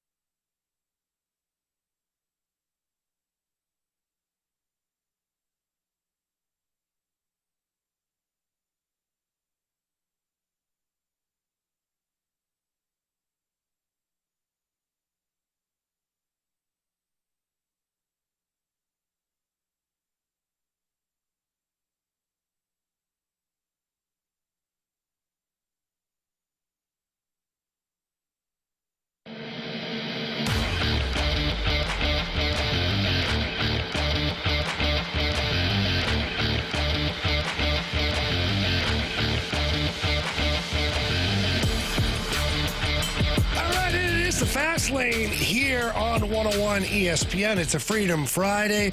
Carey Davis, Jamie Rivers, Andrew Marsh. Our guy, Anthony, he cut out a little early today, and for good reason. He's headed home to be with his 3 little ones so they can hit the Halloween trail before it gets too dark. So hopefully Anthony and family have a great time tonight. Marcia, what do you got for us? Yes, and everybody else, too. Yes, absolutely, Carey. Yeah, be safe. Pay attention to those cars. You know, people are not paying attention. You got young drivers, people that are 16, 17, not really experienced, not understanding that there are kids in the street. So kids, make sure you look both ways before you cross the street. Yeah, and if you're driving out there, slow down. Please be safe. Enjoy the moment. Slow down. You know there's a million kids out there running around. Nothing is that important right now. So please, everybody just be careful. And the candy, too. Some weirdos out there. Oh, we going there again? Well, no, I'm just saying, like... What? Are we back to that? When do we ever talk about that? Are we back to razor blades and apples again? Is that what we're talking about? I don't know. Come on, Marshy. I'm not wrong. Yeah, thank you, Carey. He's not wrong. I know he's be not careful. wrong. Check the candy. Yeah. Check the candy before you eat it. Make sure that it's in a sealed wrapper. Make sure it's in the wrapper, the original packaging, you know. Just be careful. Carey, what's your favorite candy? Oh, Snickers or Reese's Pieces peanut butter cup. Because, like I said, my son is allergic to peanuts, so I get all of those. Okay. All the time. Nice. I like those. And I enjoy them. Yes, I like those very much. Sour Patches are my favorite. Smarties. I'm not a sweet candy. I'm not a candy I like chocolate. I don't like candy. Like I've never been like sweet tarts or, you know, Skittles. Like I eat it, but I'm not needing it. It just feels like a rush of sugar. I might as well just pour sugar in my mouth. There you That's go, how buddy. I feel. Now you're talking. I like Nerds clusters. Those are good. Those are so good. I like they have some here, I think, don't they? No, do they really? Well, maybe they don't. Maybe I'm thinking of I like the sour stuff. I like Smarties. Now, my favorite are the OG Smarties, like the big ones that are like the size of a quarter. Okay, yeah. Those are my favorite. Yeah, I like get them very often. They're good. Pez is good. The choking hazard, Jamie. What? Nah, you're supposed to chew your food, Carey. Okay. Yeah. All right, back to Freedom Friday. Yes, we get a question from the 314. What would a World Series win do for Canada as a whole? Well, Anthony, I think what it might do is bring a little recognition to the provinces and where they're located. People, down here in the States might actually know where, Alberta is, things like that. No. Now, Jamie, is that going to help because they can't do it in hockey? You know what, Carey? Yeah, it'll help. You know why it'll help? Because us Canadians beating your ass at your sport is the only way we can get back for you guys beating our ass at our sport. Meanwhile, I think the only Canadian in the game is Freddie Freeman. And he's on the, he's on the team. wrong side, yeah. I've always wondered that, like, players who, and obviously the NHL is a little bit different than the NFL because most of the NFL players are from the United States. But when you play for a team in a country that you're not a part of, like, how much pride do you take in that? And are you rooting? So, like, if there's a Canadian player that is not a part of the Stanley Cup, are they rooting for the Oilers even though maybe they play in Calgary? Like, what does that look like? Well, that I don't know. That's an interesting question. I just, from my own personal standpoint, I never really looked at it that way. Mm-hmm. Like, especially when I was a player. Like, if my team wasn't winning the Stanley Cup, I didn't want anybody to win it. I get that. Kind of the way I look at it. Now that, I'm well into retirement, but like the last couple of years, I had no desire to watch the Edmonton Oilers win the Cup. Why? Because I had a personal interest in the Florida Panthers, which was Matthew Tkachuk. Right. So I cared more about Matthew Tkachuk, who's a U.S. citizen, born, raised in the United States, here in St. Louis. I had more interest and desire for him to lift that cup, even back-to-back. I'd love to see him do it again. Let's make it 3 in a row. You know what I mean? Like, if it wasn't the Blues. Well, if it's not the Blues. Right. I'm presenting the same scenario where he'd be playing a Canadian team. Yeah.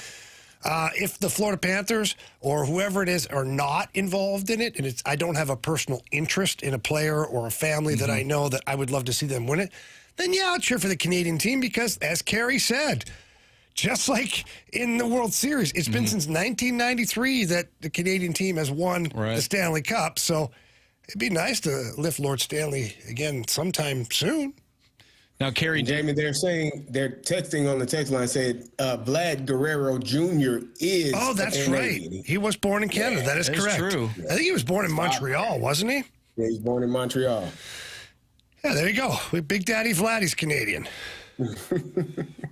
Now, Carey, with the NFL, did you ever have teammates that if there was a Super Bowl going on, perhaps you had a former teammate that was playing on a team that was perhaps a rival team of your team at the time? Would you root for them for their sake, or did you want them to lose, or were you indifferent?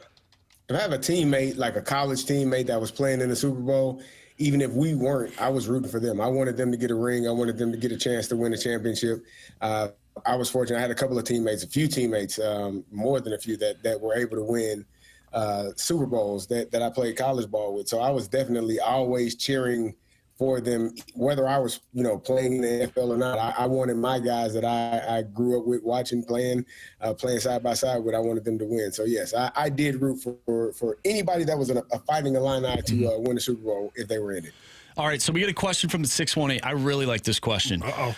The picture of Yasavage striking out Ohtani and his helmet falling off has to be one of the coldest sports pictures of all time. What are some of your other favorite sports still shots? Oh, wow. I got a picture in my basement, the Ali, when he's throwing the punch after he knocks, I can't remember who it was. George Foreman? Not George Foreman. Sonny Liston. Sonny Liston, yeah, when he's knocking out Sonny Liston, I got that one. I do like I don't know if you remember this one, the Dwayne Wade when he tosses, I don't know, I think he just passed it to him, but it's him with his arms out and LeBron is coming in and dunking it. Like, I think that's a great photo of those two.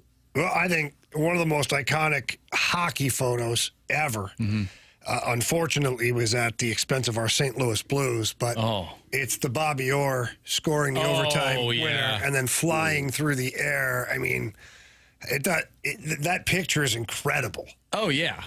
It's incredible. Probably one of the more, if not the most iconic hockey photo. I would say up there with when Mike Eruzione scored the game-winning goal against Russia in the 1980 Winter Olympics with him and the rest of the team, and he's up against the glass. Yeah. I think it was on like Sports Illustrated at the time. Like, that's another iconic hockey photo. I think my favorite is when Albert Pujols is just staring at that ball flying into space, and Brad Lidge is, curled up in a ball on the pitcher's mound. That one's one of my favorites. I don't know if there's any. Are there any iconic football photos? There's got to be one of the catch. So somebody's going to have one of the catch, right? What I mean, I'm sure there are. The photo that comes to mind for me is Y.A. Tittle. It's a picture of him bloodied on his knees. It's a black and white photo. He's bloodied. He's standing there laying on his knees right by the goalpost. And the reason why that one is so iconic to me is because when I got to Indianapolis, our running back coach told me, he said, hey, if number 18, talking about Peyton Manning, ever looks like this because of something you did, your ass is fired. And I'm going to be fired too. So make sure 18 never looks like this. Yeah, they do have a picture of Dwight Clark catching that pass from Joe Montana. That's a good one. That's pretty iconic for sure. Yeah, that would probably be up there for one of the top ones. I'm sure there's one of like David Tyree catching that football in the Super Bowl. I do know there's one of, I don't remember the player's name, and you'll have to forgive me for that, but when the Rams beat the Titans in the Super Bowl, the player reaching ahead with the ball but short of the end zone. Wasn't that Dyson? Kevin Dyson. Yeah, there's that one there. That one, that's actually a really good one. That's a really good one. Yeah. I'm sure there's one from your Super Bowl too, Carey. I'm sure there's one of OBJ with that catch he made. Oh, That's for probably sure. one of the most iconic ones. And it wasn't a playoff game, but it was I think it was a Monday night game. It was one of the best catches that the NFL has ever seen. Oh, so the 618 brings up a couple good ones. So Charles Woodson's Heisman pose. That one's pretty good. Michael Jordan free throw line dunk. Oh boy, yeah, that's a great I had that poster. That's like the Jordan logo? That is the Jordan logo. Yes. I think the better one is after he makes the shot, the flu game shot. Utah. Well, the game winning shot when he's just holding his hand there at the free throw line, near the free throw line. But the one where he's in midair on the jump shot in the finals, that's also another pretty iconic one. one. Yeah, that one. Yeah. Yep. Yeah, there's a lot of good ones for sure. All right, we'll keep this Freedom Friday going here. When we come back, we'll get right back to the text line. We got about a half hour left here before we get out and go trick-or-treating too. So stay tuned here on 101 ESPN.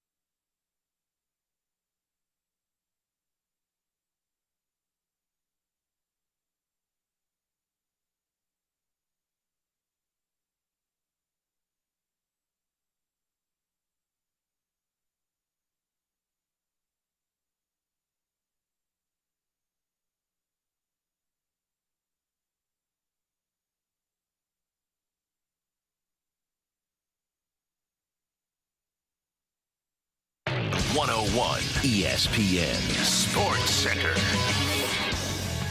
I'm Andrew Marsh. It's time for a Sports Center update brought to you by Saliga Heating and Cooling. The Blues back in action tomorrow, taking on the Columbus Blue Jackets. They lost to the Vancouver Canucks last night by a final score of 4-3 in a shootout. If you missed our conversations today with Blues Insider with The Athletic, Jeremy Rutherford, or Blues head coach Jim Montgomery, make sure you go to 101ESPN.com or check out the free Dobbs Tire and Auto Center's 101 ESPN mobile app. Just head to the podcast page and you'll find all of our interviews and all of our shows there. That's all brought to you by the Schaefer Door Company. After the show, we'll have Game 6 of the World Series, pregame starting at 6 o'clock. First pitch between the Blue Jays and the Dodgers is at 7. We have our Sports Six-Pack coming up next, so if you didn't get your Freedom Friday question read off, make sure you send it in to the Air Comfort Service text line, 314-399-9646. We'll do our six-pack next. I'm Andrew Marsh, and the Sports Center update is brought to you by Saliga Heating and Cooling, a Daikin heating and air conditioning dealer.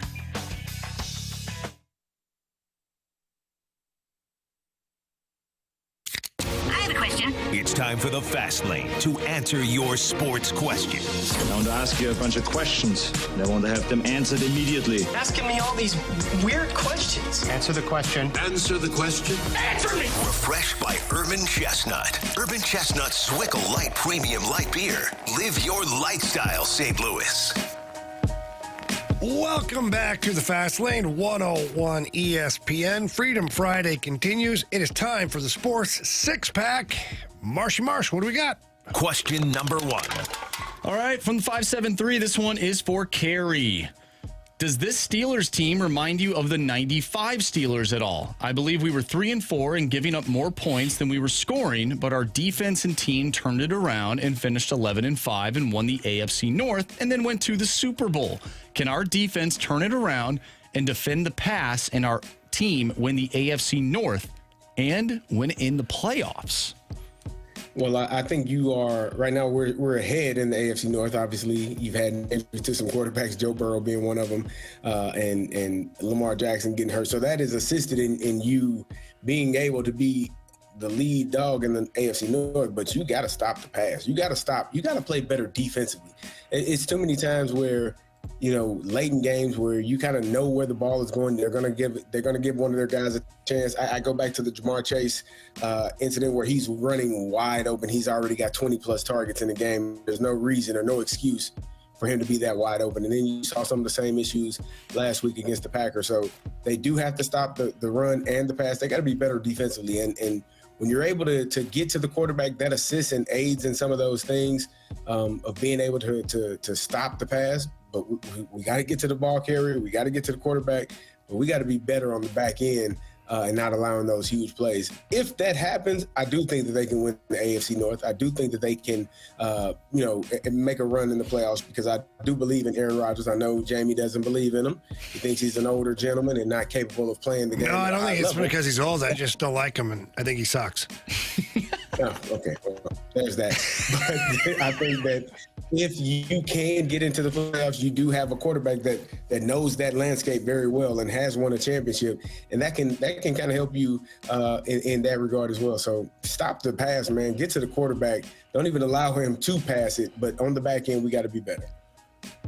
Question number 2. From Grant Francis Fan Club, what are the odds that Pavel Buchnevich plays out his entire contract with the Blues? Oh, wow. That's a great question considering his contract just started.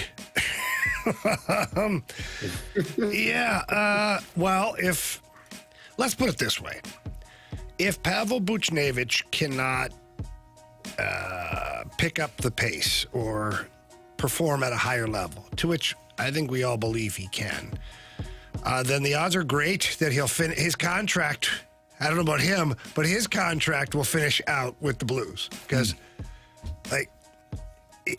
who's trading for that? Mm-hmm. You know what I'm saying? I'm not even being rude or mean. Mm-hmm. Like I said, I don't think it's going to stay this way, but in its current state, I don't see anybody I don't see any teams lining up to pick up this contract. Now, what we saw with Brandon Saad and Nick Leddy, we know that Doug Armstrong is willing to move on from a player and do it in a way that ultimately benefits the team, whatever you want to call it.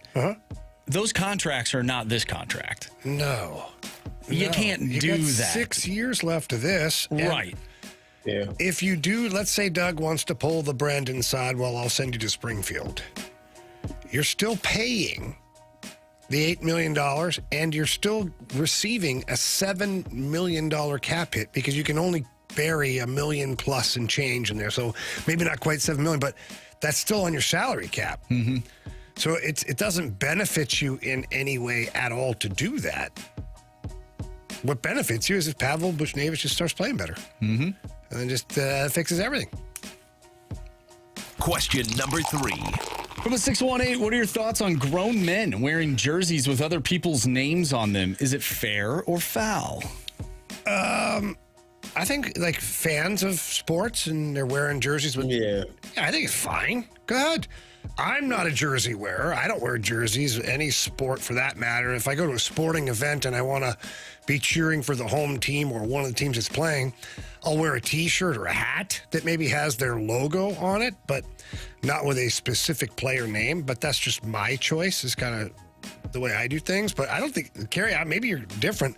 When I go to a football game, baseball game, hockey game, if I see a bunch of dudes wearing jerseys with like guys' names on the back, I don't think there's anything wrong with that.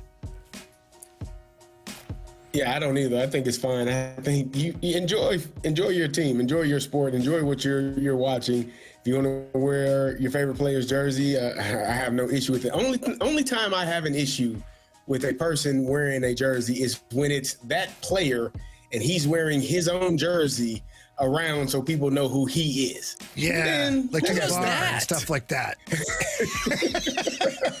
It sounds like you know someone who may have done that. We all do. Yeah, we all know a guy like that. What? Yeah. Yeah. And not for Halloween either, right? Man.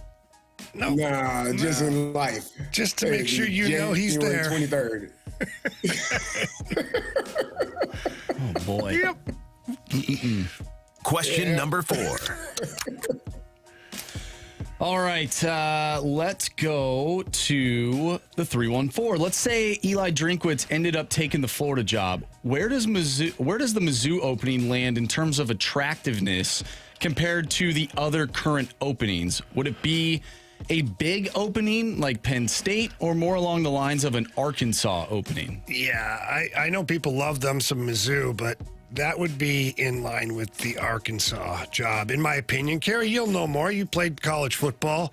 I just don't think Mizzou falls in the same category as Penn State or Florida at this point, or LSU for that matter. Yeah, it would, in my opinion, it would be beneath Florida would be gone, but it would be beneath LSU, Penn State, and I forgot what the other one was, but it would be beneath those and ahead of the Arkansas. I mean, I might say some people might think UCLA is a better site than Mizzou would be. So maybe potentially somewhere between UCLA and Arkansas. But I think above Oklahoma State, I think above Oregon State. It's an SEC program. So anytime you have that, I definitely think people would choose that. But I do think it's beneath, without a doubt, the Penn States and the LSUs of the world. By the way, going back to the whole jersey topic from the 618, and I completely agree with this. I hate it when people wear jerseys for players and that player never wore that jersey. Here's an example, a Brett Hull in a Blues third jersey, whereas he never wore that jersey when he played for the Blues. Yeah. But then his number and name is on that. Yeah. I don't know. It's not a huge deal, but it's something that bothers me, and it clearly bothers the 618 as well. I was taking it pretty seriously. I don't have a problem with that. I don't have a problem with that. Nah, I don't care about that. I don't think that's... Enjoy your time at the game. Have a beer. Spend some money. We need better players to spend a lot of money at the Cardinals game. You sound like part of the ownership group. Question number 5. All right, from the 314, why do Mizzou fans want to keep Drink? He hasn't won the big game. So this was a huge topic of conversation. I was listening to an ESPN show on Sirius Radio, and people were talking about like Eli Drinkwitz's name being brought up for Penn State and Florida and some of these other jobs. And one of the people on the panel said, "Well, what has he ever done?" what has he won? He's been a 10-win team with Mizzou.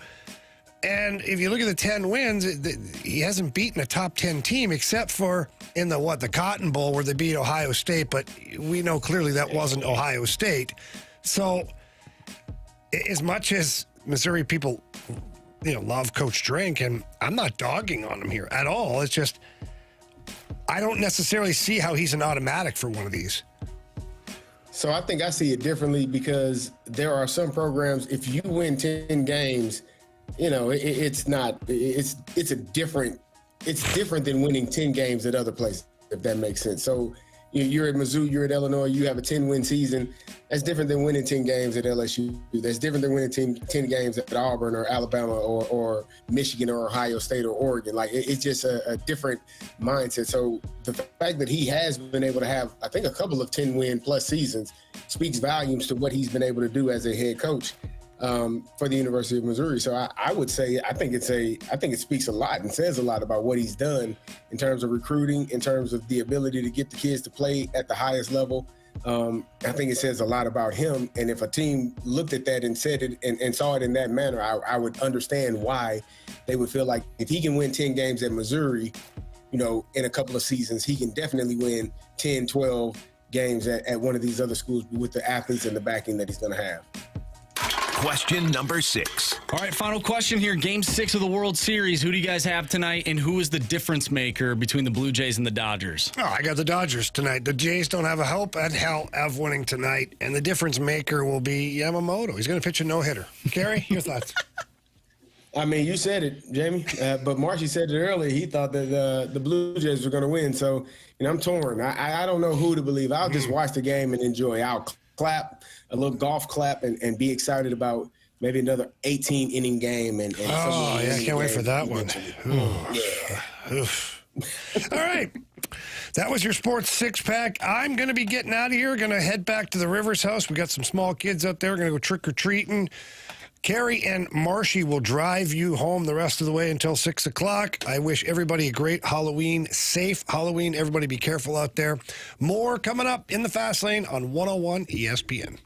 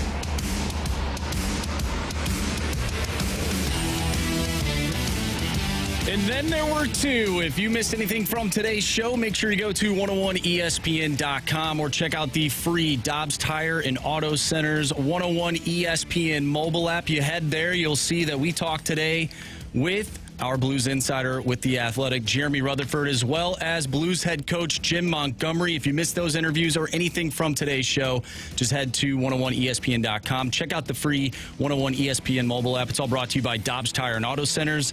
And just check on in, right? Check in on the podcast. That is all brought to you by the Schaefer Door Company. Carey, it's just me and you now. The rest of the way. Yeah. What did you learn today? Well, I learned that Halloween must be a special holiday both in the Stalter and Rivers household, and they leave. They get out of there. Yeah, that's okay though.